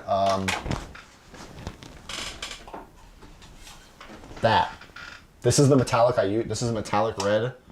It's an artisan. It's some random stuff I got at home base here in England. Just, dude, start going and just get metallic reds. Just load up, go to Home Depot, Walmart. I wish, God, my God. Last time we were in the States, we went to Walmart, and I just walked in the paint aisle, and I got so sad. Like, people in England, like, you guys have no idea. Like, the paint selection you get at somewhere like Walmart, every color you can imagine, and just, oh my God, I miss it so much. What do you think of Kiara's? Okay, Danny, I think I've been saying this wrong, but she's never corrected me. Is it Kyra or Kiara? Because I did the whole live stream with her, and I swear she said it was Kiara. But maybe I'm an idiot. So please correct me. I did a 6-inch Majora's Mask as my test print, painted it, and man, I want a full size. Yeah, see? Regardless, her Mark 42 is awesome, and I love talking to her about it. I think we're friends. Like, we talk a lot. Yeah, she's cool. And she's awesome. She's way better at this than I am. I don't have a 3D model. I only need Danny Curry, instant name, Discord, not the streaming. Currently printing a sword stand. Don't know if I should sand it, mainly due to the laziness. I've been there before, man. Okay, I have it right. It's Kiara. Okay, all right. I'm not crazy. All right, Supercolor has some good reds for fuels too. Maybe top red, James, some stuff. All right, I gotta run out. I need to go get an SD card for my Macs because I want to check something. I want to show you guys something. I think you guys can still hear me.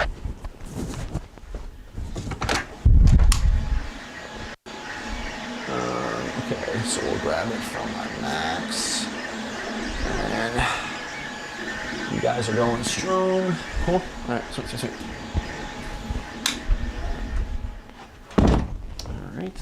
All right. Okay, and we're back. I need an SD card from a printer that has print resume because I want to show you guys something real quick. So we still stay topical here. So let me pop my Max's SD card in. I don't think it would have deleted the bin, and no, it didn't. Ooh, yes, there it is. So let's see. We're gonna go here, and we can open this with Notepad because I'm gonna show you guys. There it is.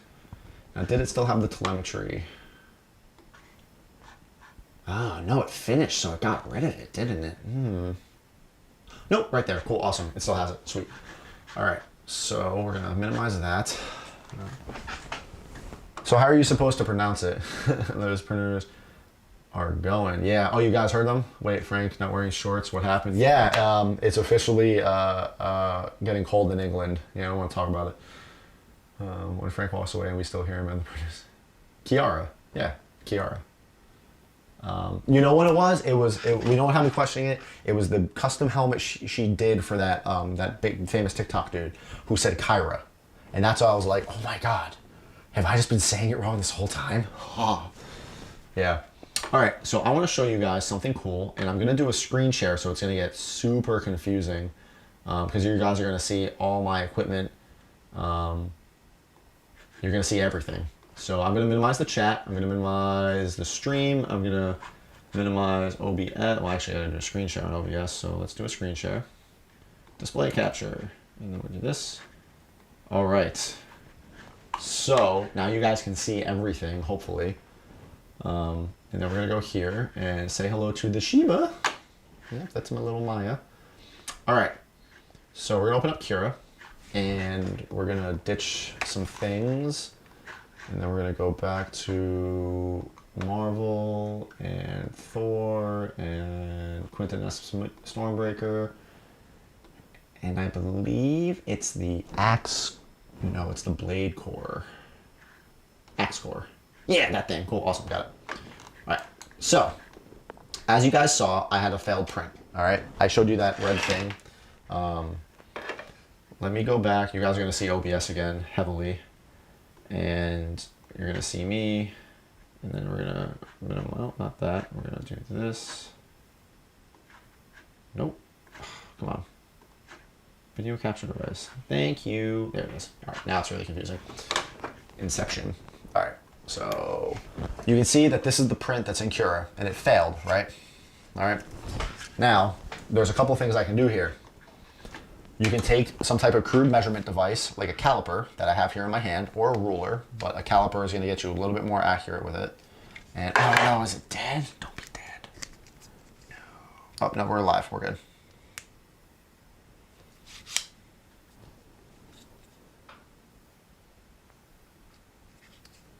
I think my caliper's dead. What's going on here? I don't like this. I don't like this at all. Boo. Boo. Boo on you. It sucks. You were doing so good. Oh no. I'll have to use my normal ruler. So a little bit more inaccurate, if you will. All right, cool. So I can't see the chat at all. So what you can do is you had the failed print, and I want to print out the rest of it. Now, if I take my ruler and I measure this, we are looking at roughly, let's see, 15, 16 and a half, okay? 16 and a half centimeters, so 165 millimeters. That's what printed. Now what you can do is take this print and drop it into the bed. So if we do a negative 165, that's not math, boom. That's what's left on the print right there. Now what I can do is I can go and send the rest of this print. What I would suggest doing though is always, once you do your math, maybe keep a little bit of extra, okay? This way you can sand it down, because I'd rather sit here and have to sand this down a little bit than have to keep reprinting. Now with the caliper, you can get much more accurate with this, and then you can glue the failed print back on, weld it however you want. But, there's also something cool here. Now, I have it in video form. It happened to me once, but hopefully I can convey this to you guys.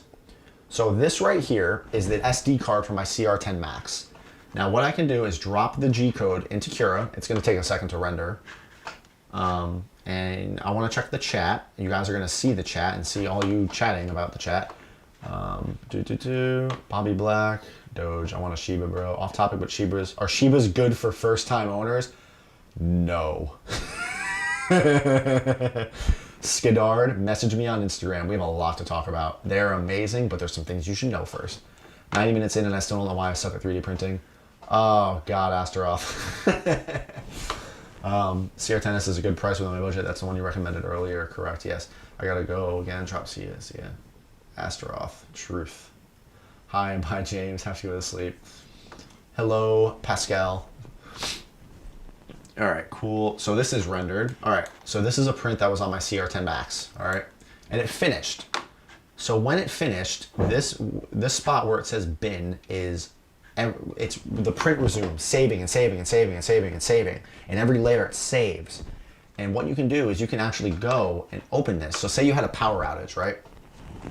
And the print stopped, it failed, the bed adhesion came off.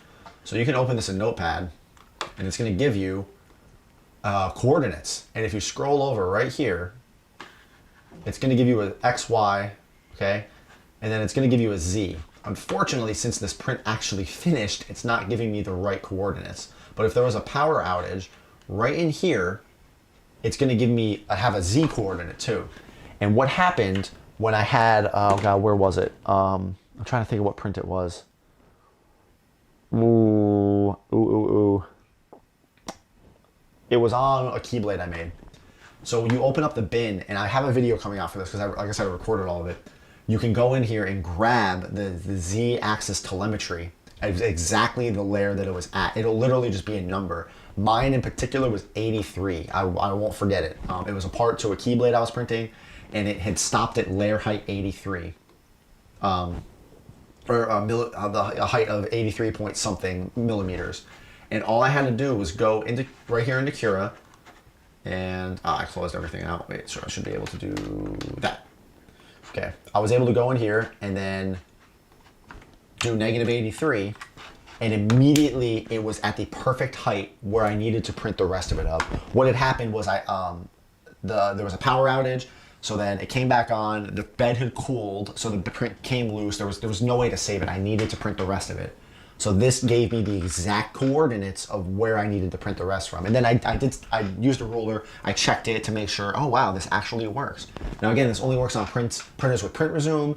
This won't save you if, say, you have a filament jam and the printer thinks it finished, a ghost print. So it can be handy in certain circumstances. If not, at least being able to measure the rest of your print, pop it into Cura, and print out the rest. So we're gonna get rid of screen share. And we're gonna maximize this again and come back. Woo, fancy. All right, cool. Hello, pretty sure I suck at 3D printing because I haven't opened the box. I'm personally attacked by that title. Hi, NJ. There was a power outage, aka his wife cut power. Yes, she did. So we've been talking about a lot of things that the problems we run into, the frustrations we run into. One of the biggest things that I think contributes to the Astroprint. Thoughts on Astroprint? What do you mean, Octoprint?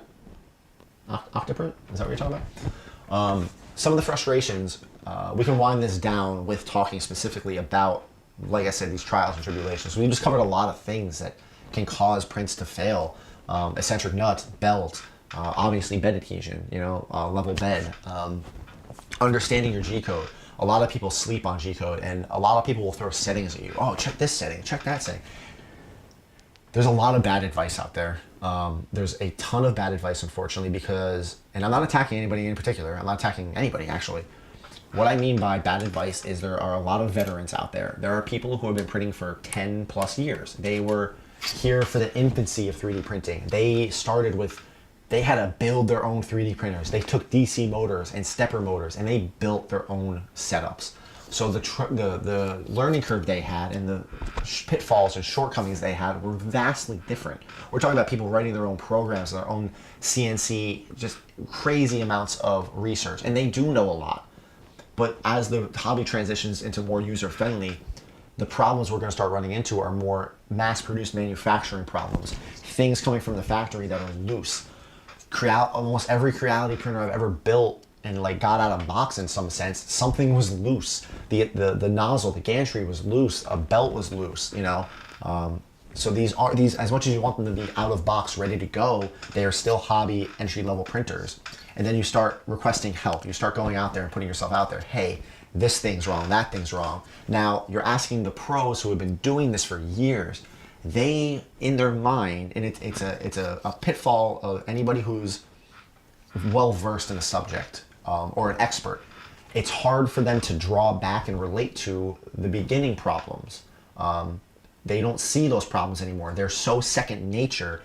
They don't even think about their eccentric nuts anymore because the second they build their printer, they tighten it. They know that. It's just a second nature to them.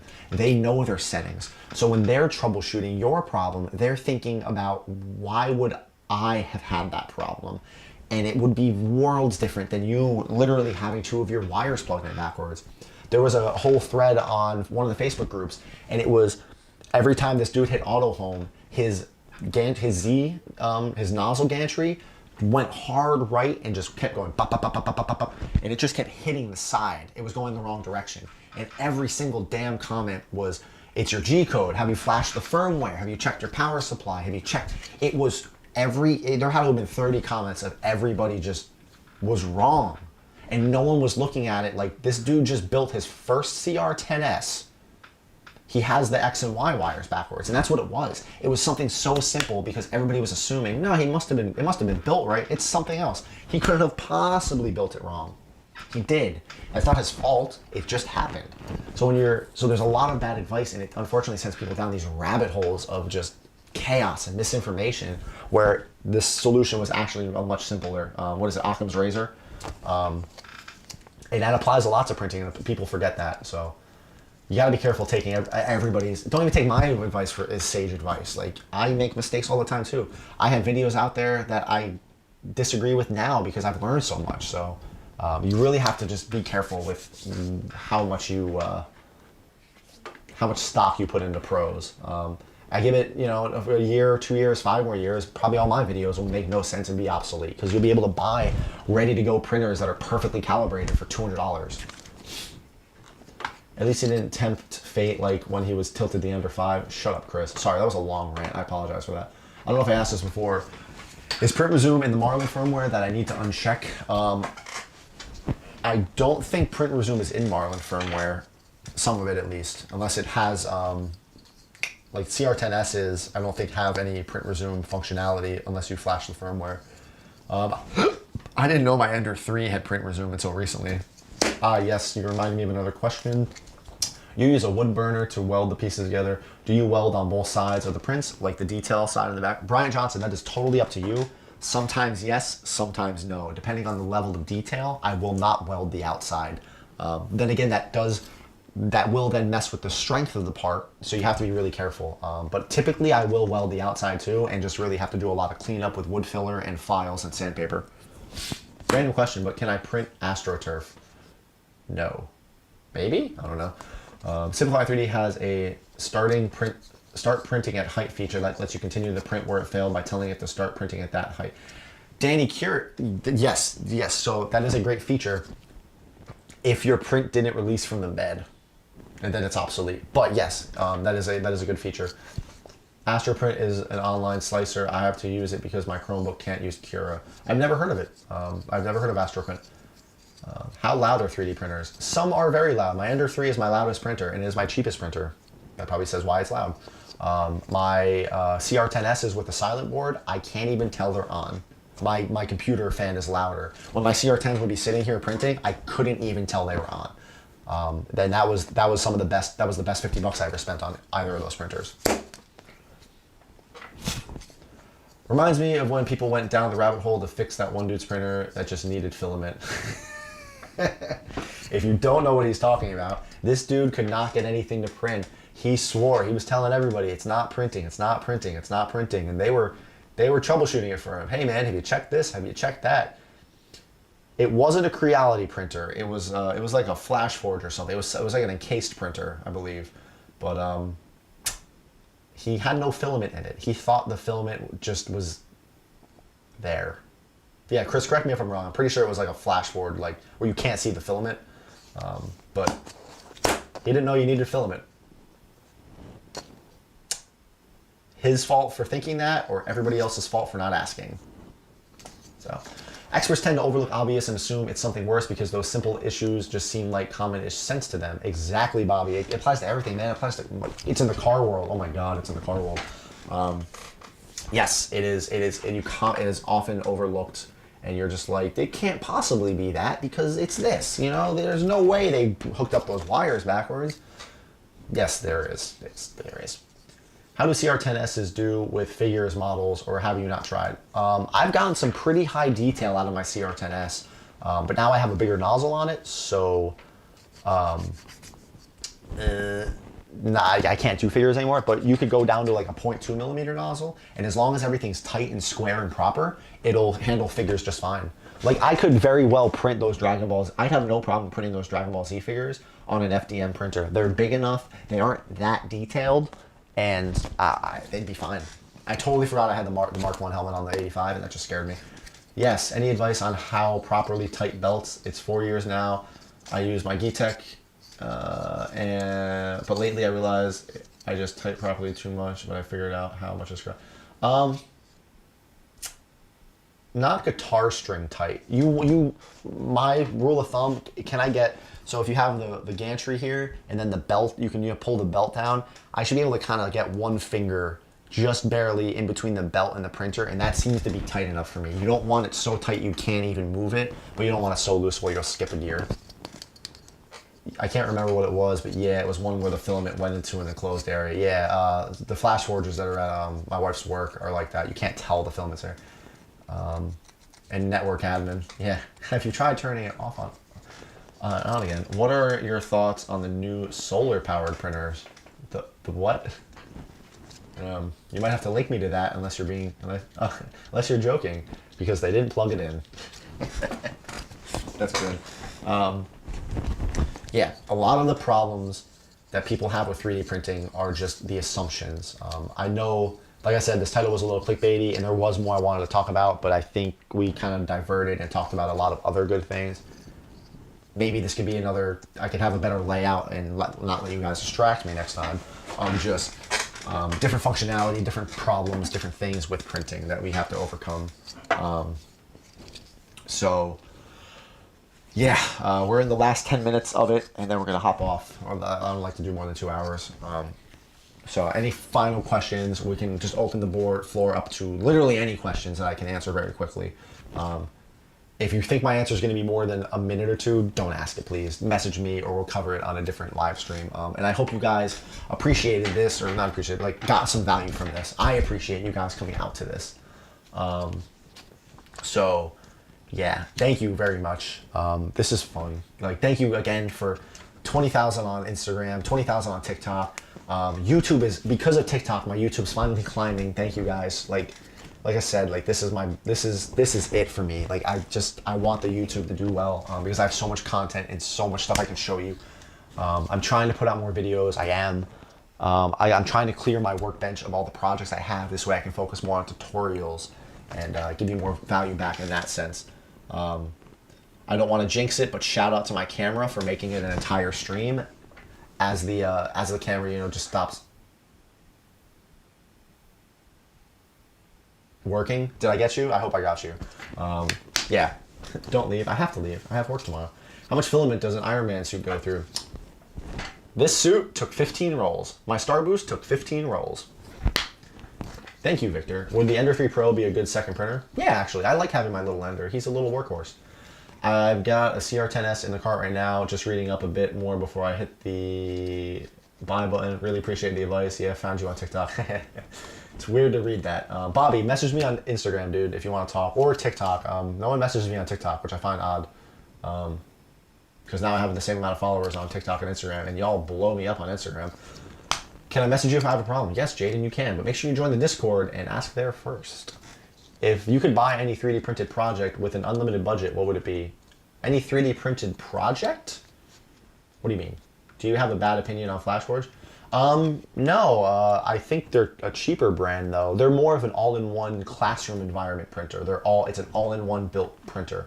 I don't think they have the best quality, but like, there's two at my wife's work for like educational purposes and they're great. You know, they just work. They have auto leveling and they kind of just work. My Godzilla took God knows how many rolls. Yeah, you didn't get us. The cam stops working when the screen goes black. Damn. Oh, thanks, Bobby. That's awesome, dude. Yeah, thank you. So, future projects, things in the pipeline, you guys can be, hold on. Do you have a video showing how to set up a Creality CR10S? No, I didn't record myself building my CR10S. I've actually thought about disassembling it, boxing it back up, and rebuilding it for a video. I don't know. However, one of my CR10Ss is starting to give me a little bit of a problem because I've just used it so much and it was already used when I got it, and I think it's just starting to show its age because I've had it running for like a year straight. I might sell it and just get a new one. Or use it for parts and just buy a third one. So if I could build something within an unlimited budget, probably a Hulkbuster. Thank you. You literally gave me a new hobby and found you by sheer dumb luck. I look forward to all your future videos. Thank you for your live stream. No problem, Bryant. We do this all the time. Follow me on Twitch. I know that's weird. I have a Twitch account. I'm pretty sure it's in my YouTube descriptions. If not, I need to get it there. Where I just stream my workshops. And it's not a live stream like this where I'm trying to interact with you guys. I do interact with you guys, but it's me working on a project and just bringing you guys along. It's a lot less structured, and it's literally just me BSing, and I curse more. Saving for another 40 rupee for the next time. Thanks, G. I appreciate the $1.50. Skyline Studios RC. Nice to see your channel grow. I was there since the first videos. Thank you, Skyline. I appreciate it, man. I try to keep track of the people who have really been there from the beginning. I don't want to. A lot of you guys have been there from the beginning. Dropwire, Tony Stark's been there from the beginning. G has been there from the beginning. Like, a lot of you have really been here like a long time. I appreciate it so much, guys. You help keep me grounded too. You really do. What's the fastest printing speed you've tried? 100. I finally did a 100 print speed on my Ender 5 Plus, and it was terrifying. But the print came out perfect because nothing wobbled. So that was fun. That was fun. Yeah. Thank you. Thank you. Hey, Twitch. Thanks, G. Appreciate it. Projects. I have. So let me show you some projects these last 9 minutes to get you guys excited and reward you for coming out to the live stream. We have Thor's Axe Jarnborn. Just got finished with this.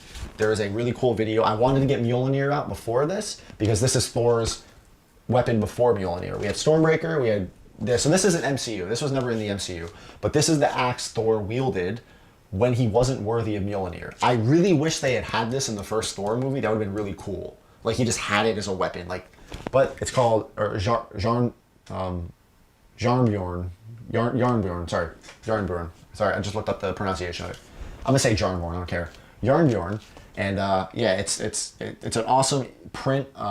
It's 4 pieces. 1, 2, 3, 4. This has to be one of my best paint jobs ever. Like, I got this to look like wood. I think this came out absolutely beautiful. The gradient paint job, the gold. Like, this thing is awesome. So there's a video coming out for that. As some of you saw, I have the Oathkeeper Keyblade. I have a video coming out for the Z Sword now that I fixed it and updated it. I am printing a new Keyblade to see how much I've improved in a year. What I mean by that is my first Keyblade back there isn't the best quality. It is bad. I was new to printing. I was still learning. So now what I did is I 3D printed another Keyblade, the same files, and I'm gonna do a video, record myself, do a whole video. How good can I make this new Keyblade? Like, how better have I gotten at this? Welding, seam filling, painting, all of it. And I'm not gonna touch that Keyblade. I'm gonna leave that one the same. I'm not gonna doll it up for the video. I'm not gonna make it worse for the video. It's gonna stay exactly how it is, and we're gonna build this new one. And I'm really excited about that. We have the Samus Aran helmet coming out. It should have been out already, I apologize. The white paint on the other one, the special release one that I'm building, a secret kind of one that's not secret for you guys. The paint failed, so I had to strip it. So we have the Samus Aran helmet coming out. Obviously we have both Captain America shields. We have Guts' Dragon Slayer from Berserk. That's in the garage. We have another really cool special Keyblade besides Oathkeeper that's even awesomer. I have a lot of cool stuff coming out. All 6 Infinity Stone holders.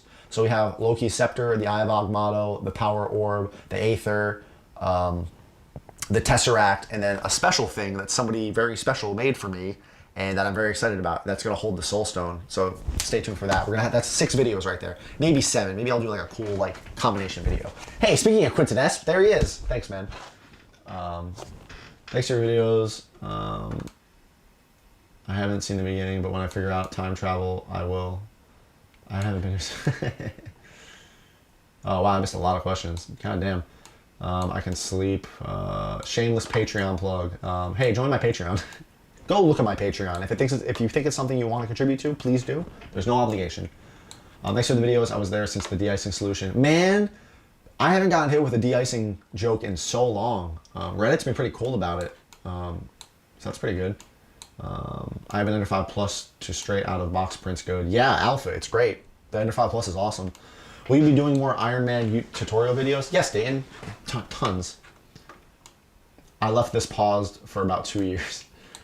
Really appreciate your streams. Very interesting. As I never printed any miniature action figures before, you're inspiring me. Thanks. Hey, no problem, Pascal. That axe is godly. Q, were you ever going to finish that if I didn't bug you about it? I'm really curious.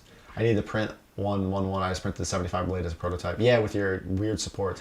8 new Discord members during the stream. Thank you. God damn it. Thank you for joining. Wow. Yes. Yes. The Discord is awesome. Go join the Discord. Yes. Patreon, you should do a vision headpiece with the stone, like just his head ripped off. That'd be kind of funny, or like pulled out. Wahaha. Thanks for all the info, and I'm looking forward to the Infinity Stone project. Me too. And there is a super special secret project, mega ultra super epic ridiculous project that only my patrons know about right now. I just got done printing it. It's in my garage right now, and I am so excited. It has to do with nothing Marvel related, nothing comic book related. It's cool, and I'm excited for it. It's from one of my favorite things. It's a video game. It's from a video game. I'll say that. And not Kingdom Hearts. Yes. Hey, Nikos Nachos. The supports were weird, but worked perfectly. Yeah. Chitterbox? I don't know how to say it. Chitterbox? I don't know. You just look like an excited Napoleon Dynamite right now. Don't you ever say that. Speaking of Discord, well, man, I appreciate how much you emote when you talk. Me? I mean, oh, god damn it. I've been memed again, haven't I? Oh, God. Boo. Boo. Alright. Yeah, guys. More videos coming out, of course. This week might be a slow upload for me because I'm going to be on working extra hours this week because work's work, and I have to, and I don't have a choice. So I'm going to try to film, and I'm going to try to film 2 videos tomorrow night before I go on those extended shifts and get them out throughout the week. But now I can do those little vlog quick clip videos that I'm actually happy about and excited about, so I can show you more in the garage and painting and just talk. So and show you cool behind the scenes things. I'm trying to get a new Star Boost video out. I have a very special Mark 85 video tutorial coming out for the beginning of the series, talking about initial startup costs, price, how much filament do you need for an Iron Man suit, how much paint do you need. I already filmed it and I hated it, so I want to redo it. And because I realized there's a lot of stuff I missed. So that video is coming out. The special Creality Ender 5 videos. I have the Sunlu S8 printer I have to build and review and do that for. God, I have to upgrade the Ender 5 with a silent board. There's a lot. I have a lot of stuff in work. I'm trying to cut down my to-do list. And also, look what I got, folks. Yeah. I might be moving to the dark side soon. Thanks, Tony Stark. Yeah.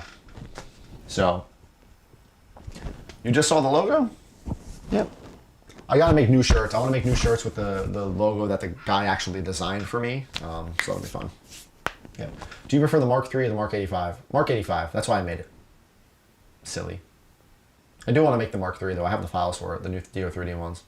That's a project too. We'll see how that goes. I might just make a statue. I think that'd be kind of fun. Oh yeah, don't forget to like, comment, and subscribe, and go watch my videos. If you're new to 3D printing, I promise there is value in them. I promise. If you're building an Iron Man suit and armor, go watch my whole Mark 85 series, because there's so much I start off doing that I change in it because I've just learned as I go, and make it to the end of the video, the end of the series, and you'll be like, okay, I learned something. Like my strapping system, my God, we did it like 9 times. So yeah, so that was fun. That was a lot of fun. I really appreciate it, guys. There's still 53 of you watching. Thank you. This video will be available like all my other ones. If you're going to want to watch the other live streams, there is a lot of cool content in some of the previous live streams I've done. Stay tuned for the future ones. I will be doing 2 next, probably every other weekend, so I won't be doing it next weekend, but the weekend after, and then vice versa. So, and then random streams on Twitch. I don't have a Twitch schedule. It's inconsistent. I'm sorry. Twitch is not my main focus. It's just somewhere to interact with you guys a little extra. And wow, viewer retention for this was great, by the way. I'm looking at the analytics, and wow, thank you so much, guys. This looks great. This looks really awesome. Wow, this is fun. Thank you to everybody new for subscribing. If you guys know anybody, any of your friends, any of your nerdy, geeky friends, because we're all nerds and geeks. I printed a damn Iron Man suit. I'm king nerd, you know? Like, share my stuff. Send it to them, you know? Maybe they just like watching it. Maybe they are interested in it. If you know of anybody who might be interested in 3D printing, send my stuff to them. You don't need to make this stuff. I try to keep my 3D printing and my cosplay stuff separate enough, relevant to each other, but still separate enough where you can watch some of my 3D printing tutorials, even if you have no intention of making cosplay. It's just a 3D printing tutorial. How to get good prints. I'm just showing you how to get the good print on an Iron Man helmet, but this applies to anything. So hopefully I'm doing an okay job separating that, because I don't want to turn anybody off, be like, oh, he only shows Iron Man stuff. No, I don't. I'll show you guys how to print anything that I want. So thank you so much. Again, I hope you guys got some value out of this. Message me, talk to me, Discord, Instagram, TikTok. Yeah, thank you so much, guys. This is all like a little dream come true, and it's becoming a bigger and bigger journey and awesome, cool thing day by day. So thank you so much. You guys have a fantastic rest of your September, almost October. I think I'm gonna do some fun stuff for Halloween, so we'll see about that. But stay tuned more for that. So have a good night.